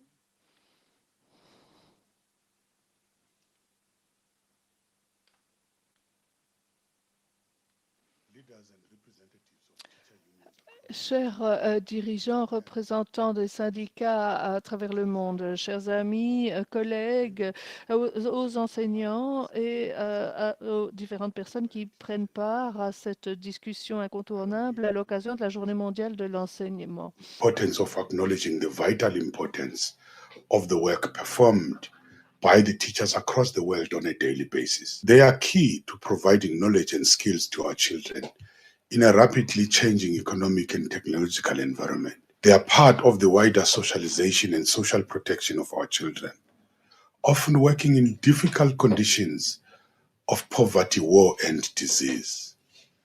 The World Teachers' Day takes place against a backdrop of global devastation wrought by the coronavirus pandemic and economic destruction which came in its wake. The theme of today, Teachers Leading the Crisis, Reimagining the Future, reminds us of two things. Teachers are also leaders in their schools where they bear responsibility for the well-being of learners, but also in communities, especially where there is poverty and high levels of illiteracy. Teachers are called upon to be ambassadors and educators in the fight against COVID-19. The theme also reminds us that the pandemic has speeded up the technological changes that were already underway. What we often refer to as the Fourth Industrial Revolution, the 4IR, it brings with its great opportunities. Indeed, that is why we are able to hold this commemoration through the virtual technologies. But like the previous industrial revolutions, it comes with the potential for social upheaval as the nature of work is transformed. Teachers need to be part of that debate, reimagining the future. It will impact what is taught and how. Of course, teachers only lead if they receive the necessary support. It is the responsibility of government to stand by all their citizens during times of crisis. This is about protecting our children and protecting education as the main driver of the future socio-economic well-being of our people. In practical terms, This means governments must ensure that teachers and citizens are paid or receive income support during the pandemic and any lockdown. Government must inspect schools and workplaces and enforce health and safety regulations required to protect against the virus. This is particularly the case as learners return to school. It also means that we provide teachers and learners with necessary PPEs. I also believe that governments cannot beat the pandemic on their own. Now is the time for solidarity, bringing together all social partners, labor, communities, employers, and governments, not only to combat the virus, but as we build our economies to ensure that we tackle the systemic problems of unemployment, poverty, and inequality for a better future for all. Thank you and stay safe.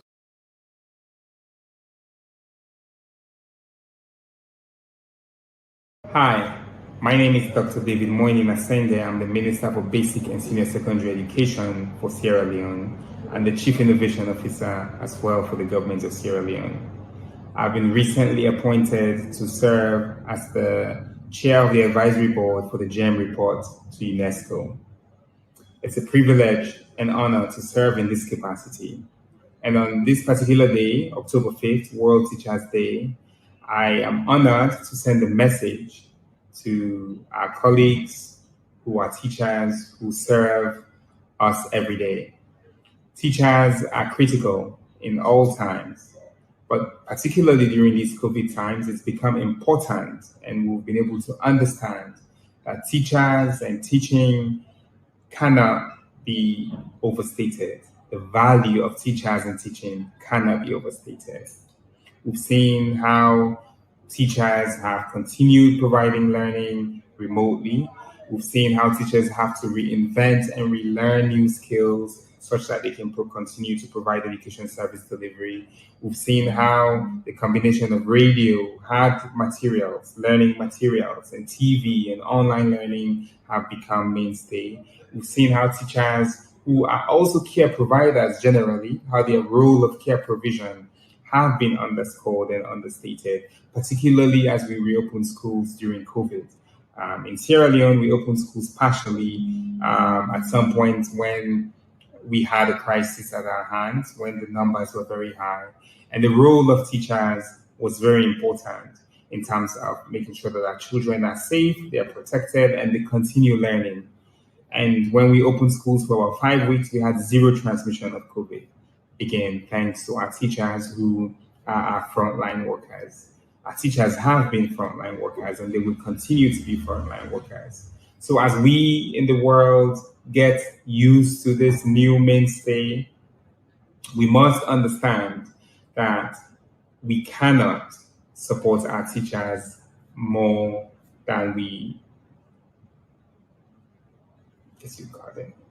So we must understand that as teachers, so we must understand that as policymakers, as global leaders, as advocates, teachers play a critical and central role in everything that we do, not just from our classrooms, but for national development and for resilience and for how we rebound as a world. So today I want to share my profound appreciation and acknowledgement and thanks to all the teachers everywhere, those from Sierra Leone to Kathmandu, from Kathmandu to Khartoum, to Johannesburg, to every other region around this world. We thank you for your service. We appreciate you. We see you, and we see the sacrifice that you're making. And for us in Sierra Leone, one of the things that we're looking forward to is really the implementation of hybrid learning and teaching methodologies, where teaching is continuous from the classroom to the home, to the radio, to the TV, where teachers are given continuous professional development such that they're able to learn and also get professional development from the radio.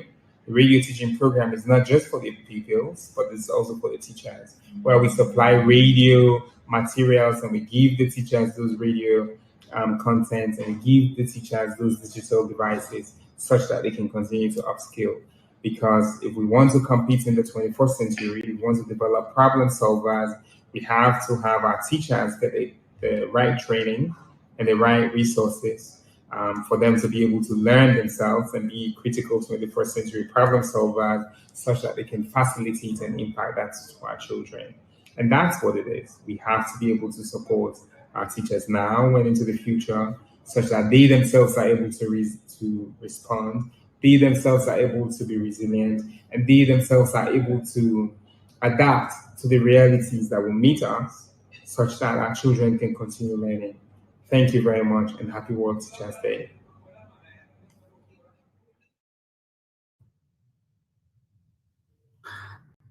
Thanks so much for the messages from the Minister. Now I want to present to you our President of Education International. What an honor, what a privilege to have both of you in this celebration, you and David, since you woke up very early in the morning. Susan, you were talking about democracy, you were talking about authoritarian, and I want to thank you so much, Susan, for being here. So how are teachers responding to this pandemic? As the president of EI, may you please address us around those particular issues, and we are really honored for you to have us. I know you need to sleep, but you are not going to sleep because you and David have got to take a lot of coffee. Welcome. Thank you very, very much, Mgwena, for that such a lovely and warm welcome. And I have to say that it's my privilege to be here with you in your session on this fantastic day. And it's also fantastic for me to be following on from our previous EI president, Tulas Nexi, who of course is now your Minister for Education in South Africa. Colleagues and friends, it is my great pleasure to join you to celebrate this dedication of teachers to impact generations and nations the world over. Unlike previous years, today we honour teachers facing extraordinary circumstances occasioned by the COVID-19 pandemic ravaging the entire world. According to the UN, 1.6 billion students in 190 countries could not attend school because of the closures affecting 94% of the world's student population. This has reduced opportunities for access and retention of children in school, and more so the vulnerable, many of whom are found in Africa, girls and boys, children with disabilities, and rural children, among others. Education International has taken significant measures to respond to the COVID-19 crisis in education. We've both educated and advocated, provided guidance and tools to our member organisations and governments. We've carried out surveys and run a series of blogs and webinars, all designed to support and empower our members to navigate the crisis. The COVID-19 pandemic should remind us of the essential role of teachers and education support personnel. Everyone has the duty to accord them the respect and support they deserve. This year's World Teachers' Day theme, Teachers Learning in Crisis, Reimagining the Future, fits in very well with our resolve as educators and unions to take the lead in our schools and communities. Educators are taking the lead everywhere. Teachers have had to come up with innovative but practical solutions to keep students engaged and learning while the schools were closed, using various media tools and platforms, including radio, television, the press, social media, take-home packages, and more. However, vast evidence from the EI survey launched earlier today shows that the vast majority of children in Africa have not been learning, mainly due to lack of digital infrastructure and electricity and the reality of poverty. So we owe our gratitude to all those teachers who have pushed on, doing all they can to support their students. Reimagining or reshaping the future cannot happen without educators. Teachers and education support personnel are not only policy implementers, but change agents. They prepare young people for work and for life. They impact communities and society at large. We therefore urge governments to engage in continuous social and policy dialogue with educators and their unions as the cornerstone of any successful education policy. Ensure the health and safety of education communities. Make equity a top priority.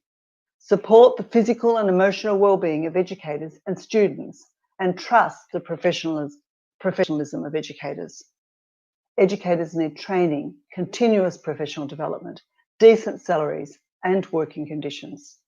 This respect and support is fundamental to the future of our nations.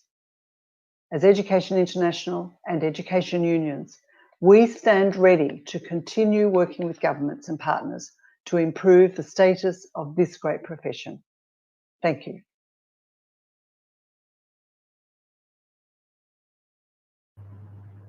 Thank you, Susan. Thank you so much for the message. And indeed, the teachers need more. They need training, and we need to also train them whilst they're at the universities or colleges so that they can build resilience, so that we are able to deal with the crisis in the future. Thank you for stating clearly how the teachers are responding to the pandemic. Ladies and gentlemen, comrades and friends, all over the world, and in particular in Africa, I want to bring back our special rapporteur on the rights to education from the United Nations, Dr. Kumba Boli Berry, who will address us now. Welcome to Africa celebration of the World Teachers' Day.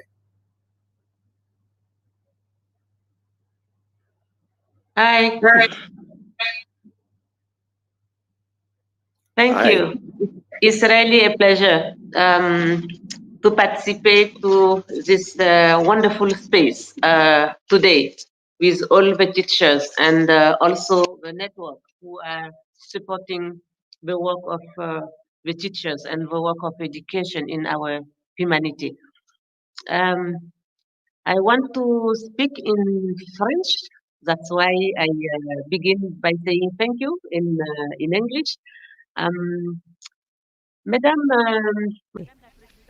Dear President of EI, dear Deputation, dear Coordinator of the African region, ladies and gentlemen, I would like, if I may, avail of this occasion to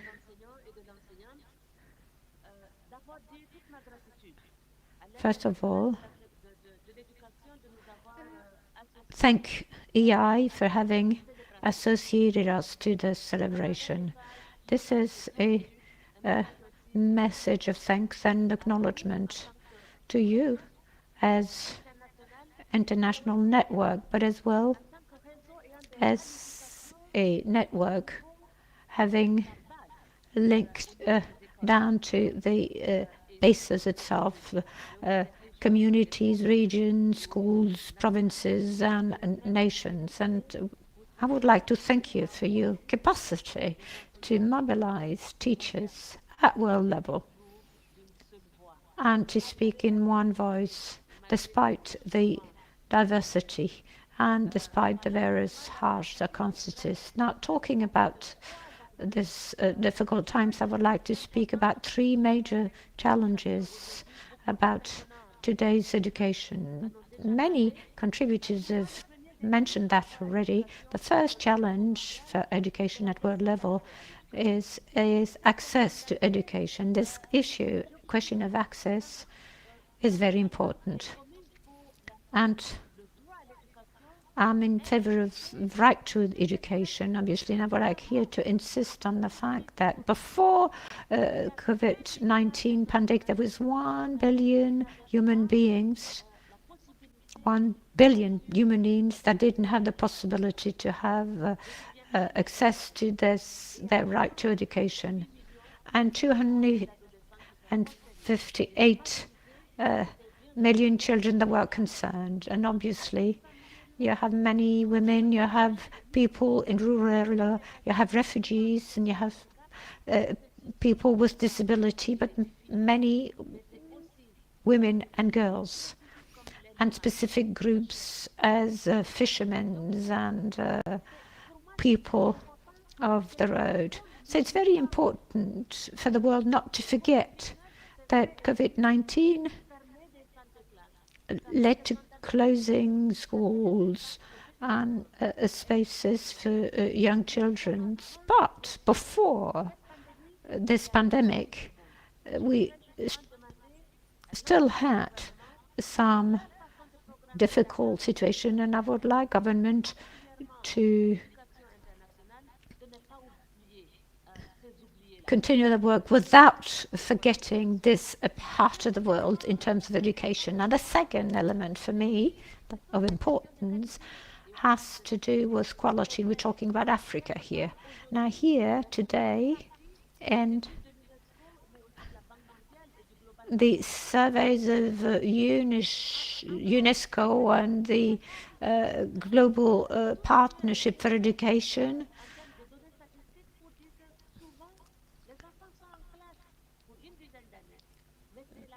the surveys are saying that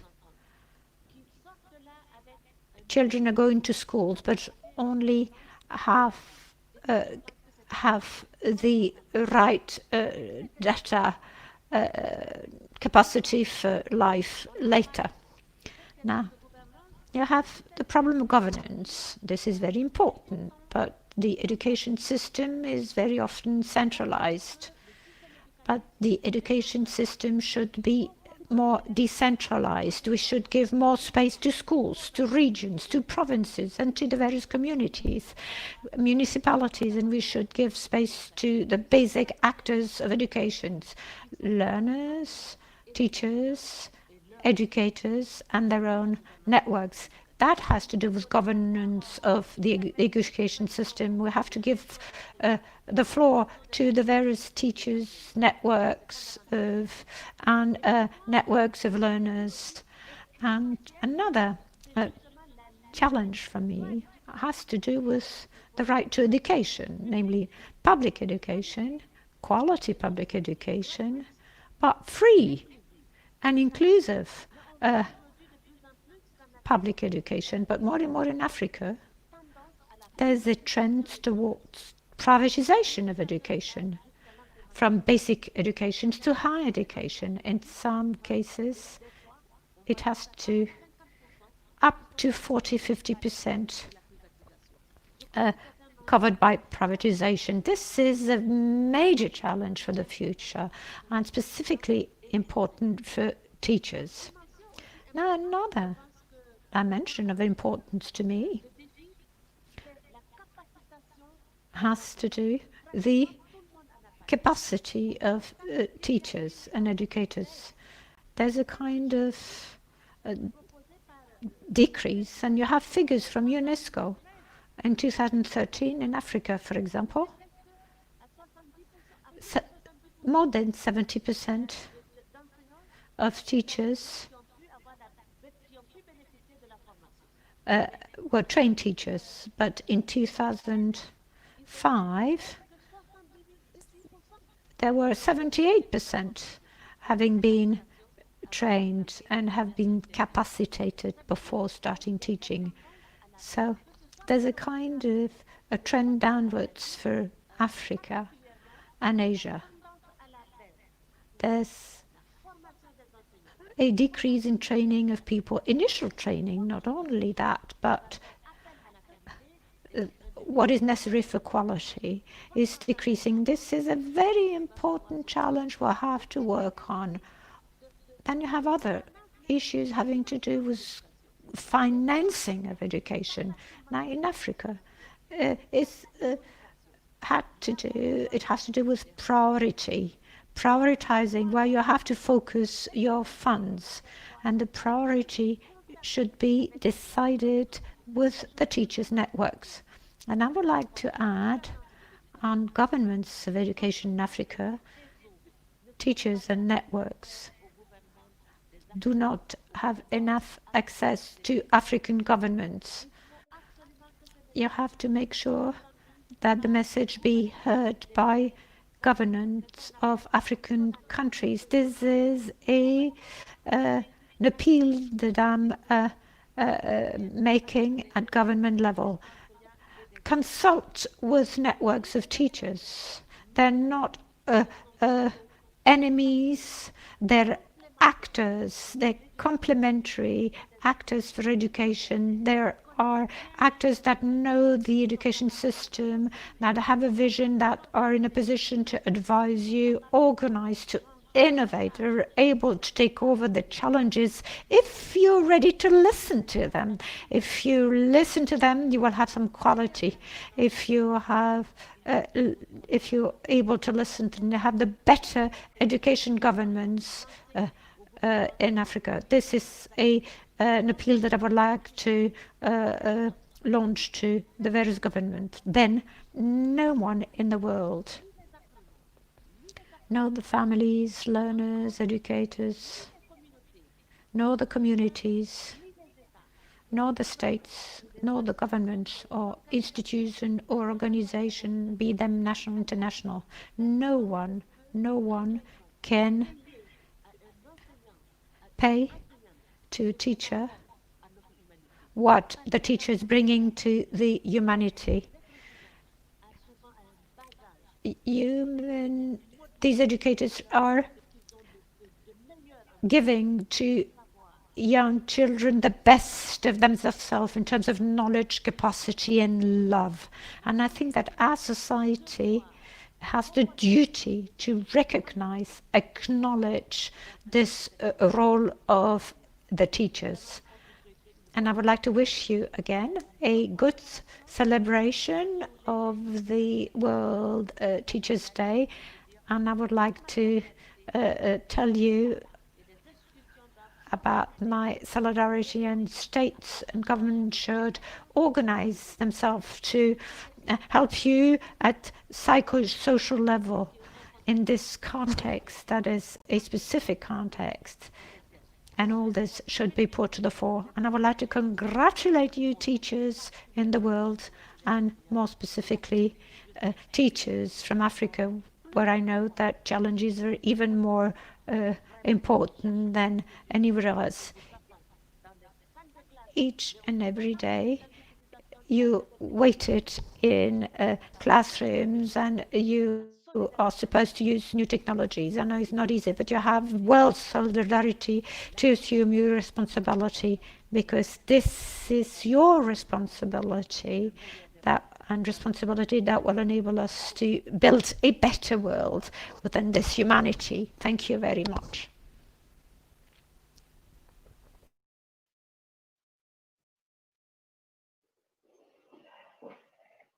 Colleagues, one of the critical issues facing us in the midst of the pandemic is the crushing burden of debt faced by so many countries.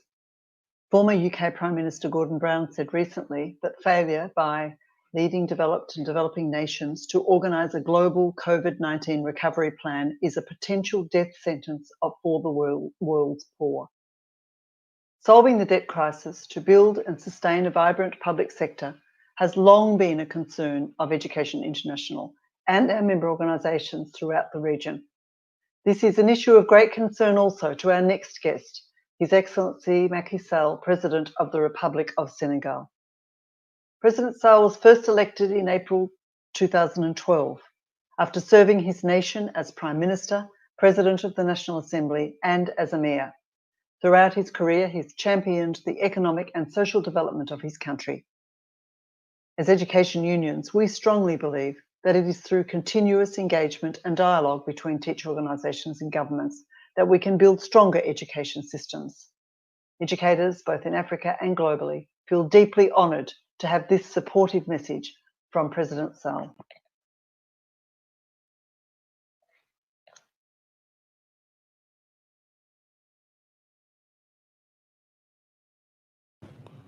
Monsieur le Secrétaire Général de l'International de l'Éducation, Monsieur... Dear Secretary General of Education, and the Secretary General for the African region, ladies and gentlemen, responsible Teachers Union, dear teachers of Africa. On the request of African region of EI, I'm very happy to take the floor here on behalf of the World Teachers' Day. Since 94, this day has been celebrated in memory of the joint signature of UNESCO ILO on the conditions of teachers. This reference text defines, among others, the rights and responsibility of teachers, the norms to recruit them, and standards of initial training and content, and determines the employment rules of professional development, conditions of teaching and learning. On the 5th of October, we celebrate as well the adoption in 97 of the recommendation of UNESCO on the condition of higher education teachers and rights and responsibility of research personnel and teachers. Now, the themes of today, teachers leading in crisis, reimagining the future, reflects, in fact, mirrors the situation of the pandemic of today. As the other activity sectors, education system have been ravaged. The world around impacted the government, the teachers, students and parents. It's the whole public and private school family that has been hit. But in the face of the difficult situation, let's remain resilient and let's go on fighting, because education remains a top priority. We cannot wait.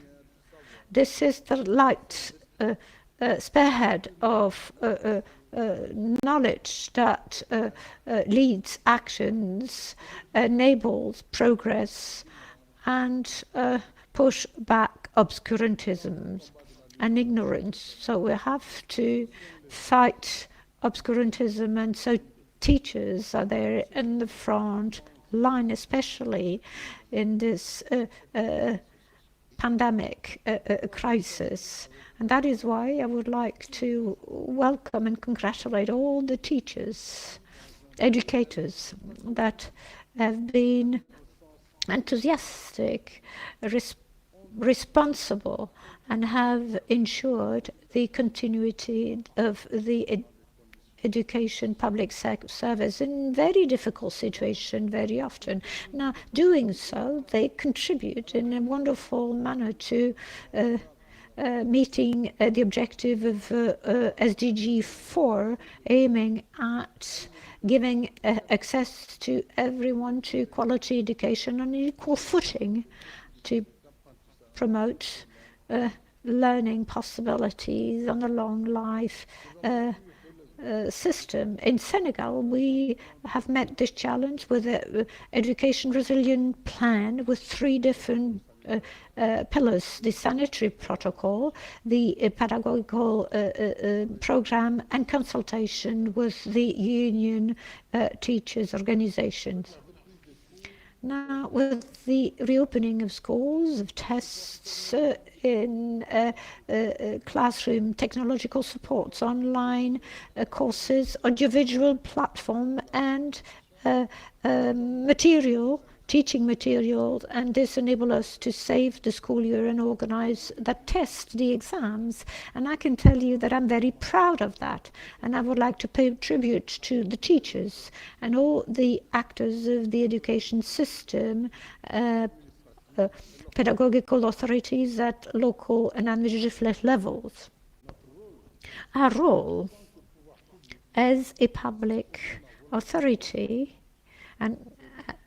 and it's what I want to do, our role is to support the education system at national level, at African level, as well as international level. This is what we're aiming at with our efforts. We want to spend 26% of our national budget to education. That's what we have decided with the 10 heads of government of African unions under the presidency of Senegal.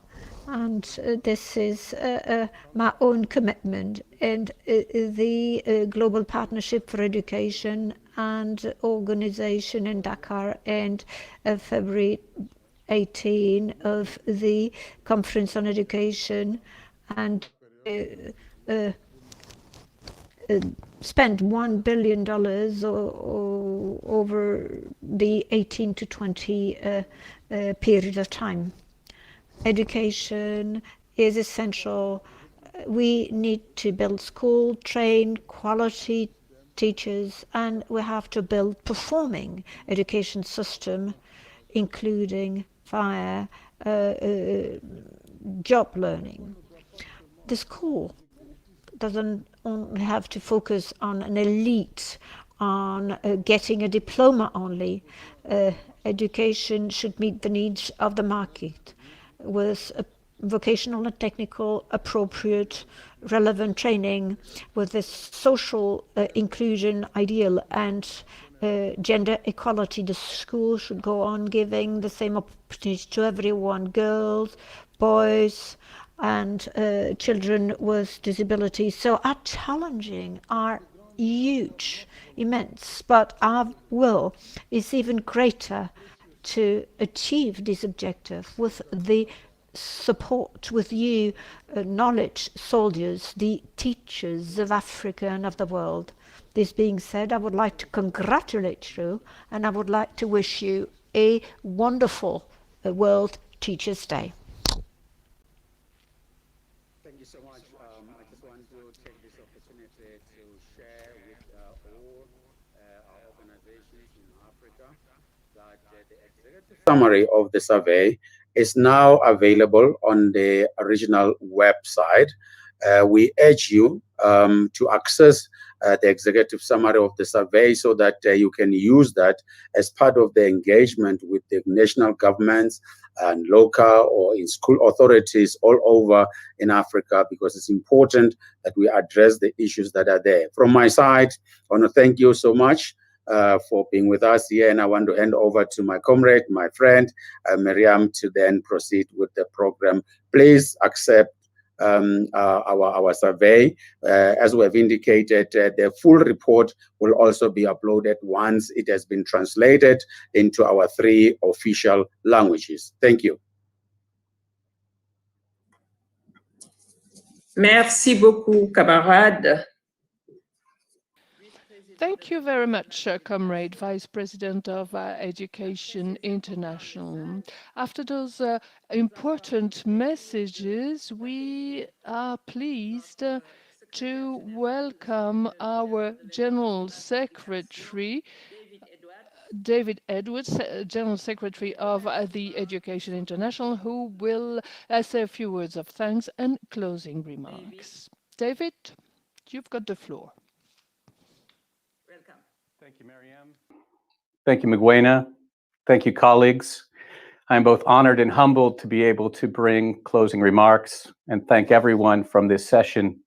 I think for all of us who are viewing and hearing firsthand on the front lines what teachers and their unions are doing in Africa up against great challenges and great odds, we now have no excuse to say it's not because they're not trying.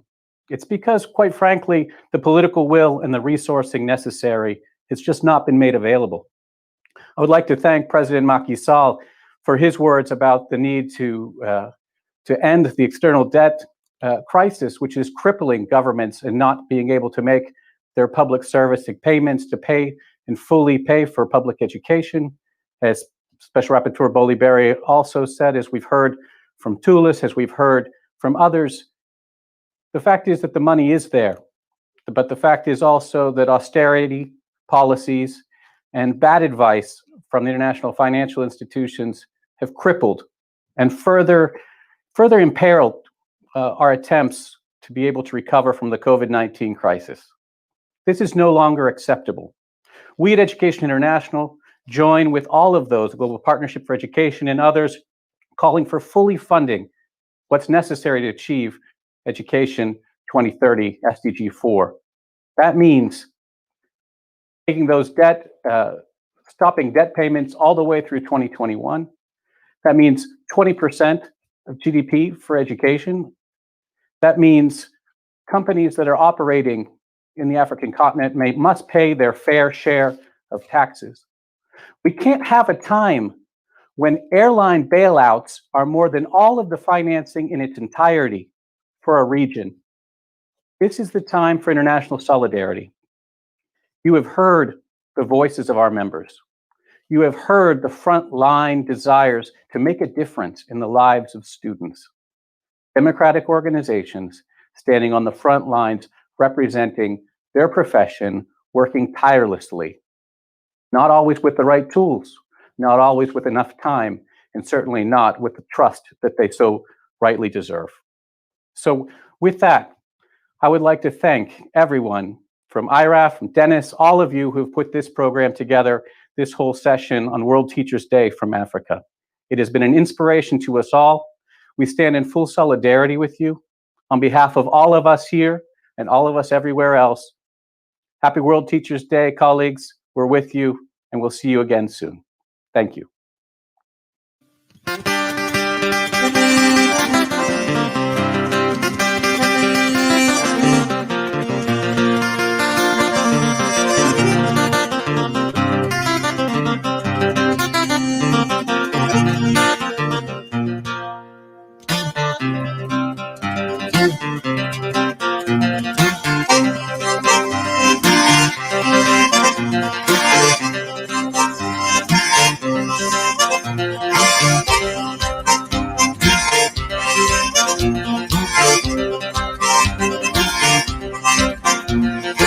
Hambela zela shona kumagano bamba hanga washala intomba ngithula hambela zela shona kumagano bamba hanga washala intomba ngithula bayikomba do bayikomba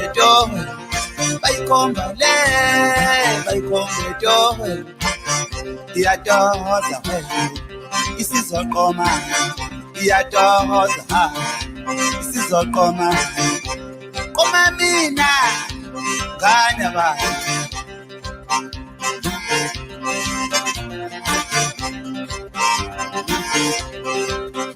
weshetsa muzoqoma nini weshetsa qoma mina weshetsa muzoqoma nini weshetsa qoma mina weshetsa muzoqoma nini weshetsa qoma mina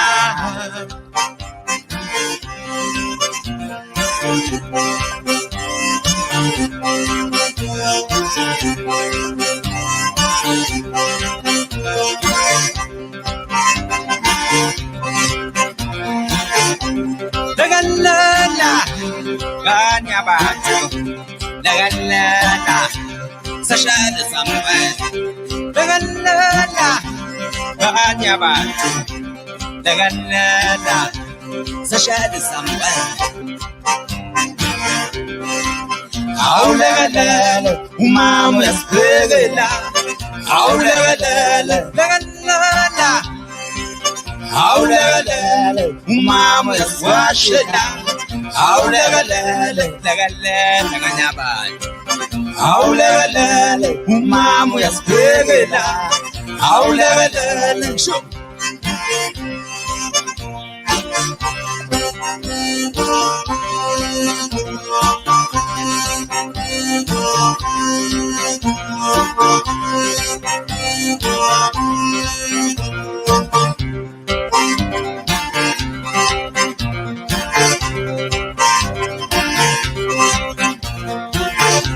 Qoma mina ngane abantu qoma mina seshelisa qoma mina kodwa ngane abantu qoma mina seshelisa weshetsa muzoqoma nini weshetsa qoma mina weshetsa muzoqoma nini weshetsa qoma mina weshetsa muzoqoma nini weshetsa qoma mina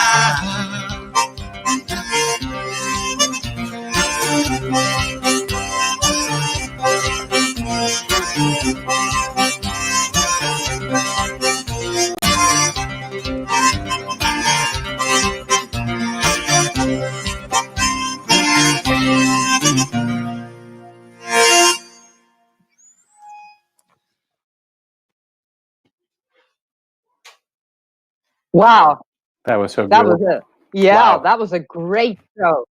Gadasi and Madinga.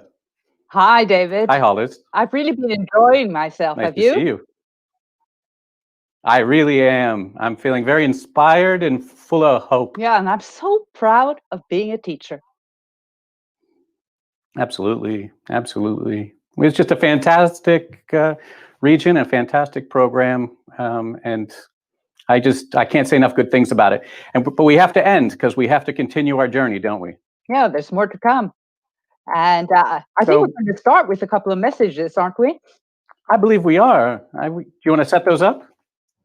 Yes. Well, I haven't heard them before. I think you have, because this is a repeat of very good messages from two very important people in the world at this moment.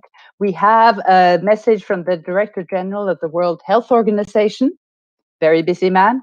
And we also have a message from the chair of the Global Partnership for Education. So let's listen to those two messages. Let's listen.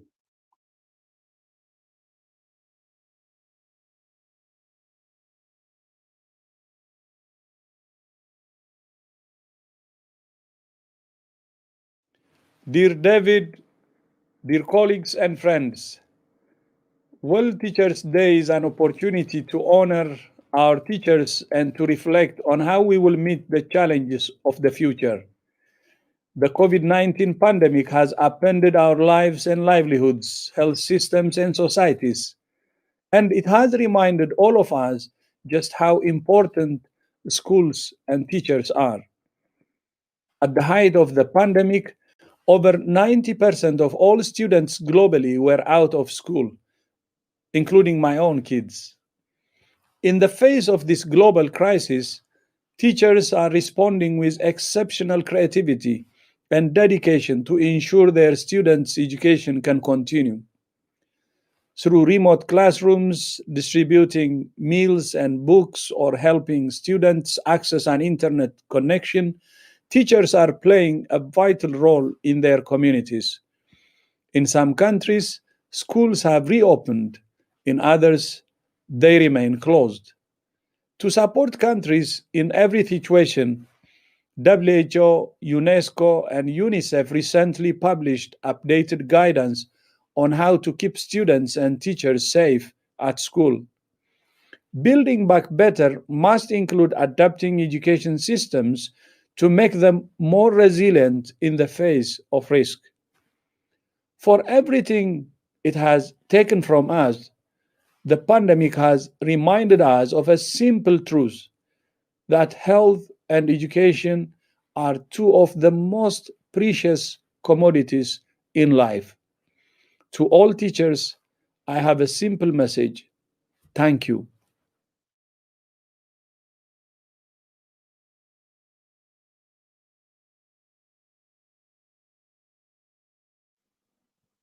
World Teachers' Day is an opportunity for us all to celebrate teachers and the instrumental role they play in the learning and development of children around the world.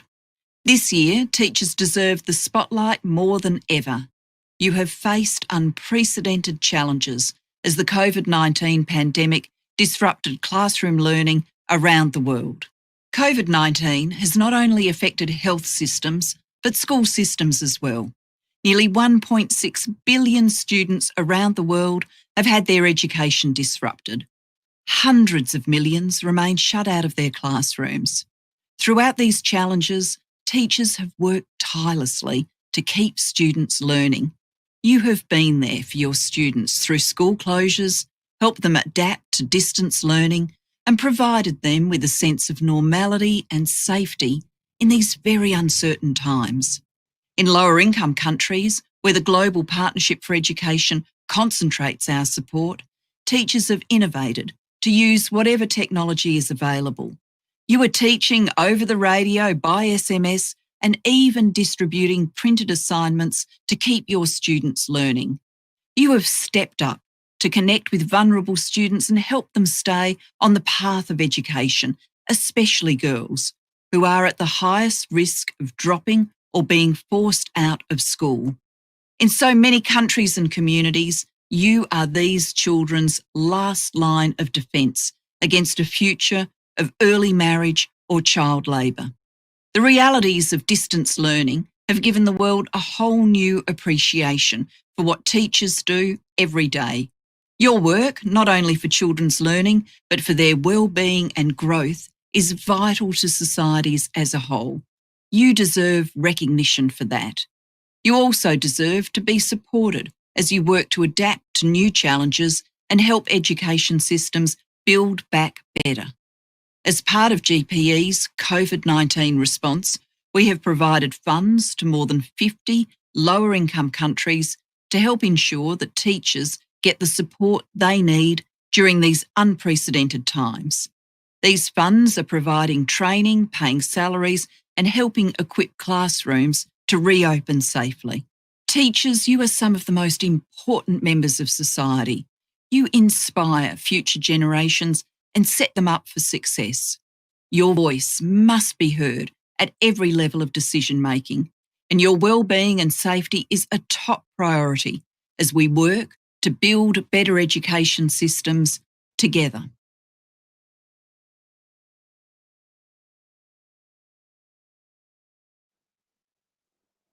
Two great messages, and I hope that all of you teachers out there take them to your heart. They say thank you, and they say you deserve recognition. You do. In a very short moment, we're going to move on to another region, or perhaps I should say a combination of the two regions that we've been in, Asia Pacific and Africa, because we are going to move to our Arabic-speaking countries, where we are going to be hosted by a great friend, a fantastic teacher, principal, and trade unionist, Mandal Hadif. I very much look forward to following that, and I hope that all of you will stay tuned and hear the stories from countries that have challenges now during COVID-19, but that also have lived through additional challenging times in the both recent years and more long-term period, but they never give up. So stay tuned and hear the voices from our Arab region. We'll be back in just a few minutes.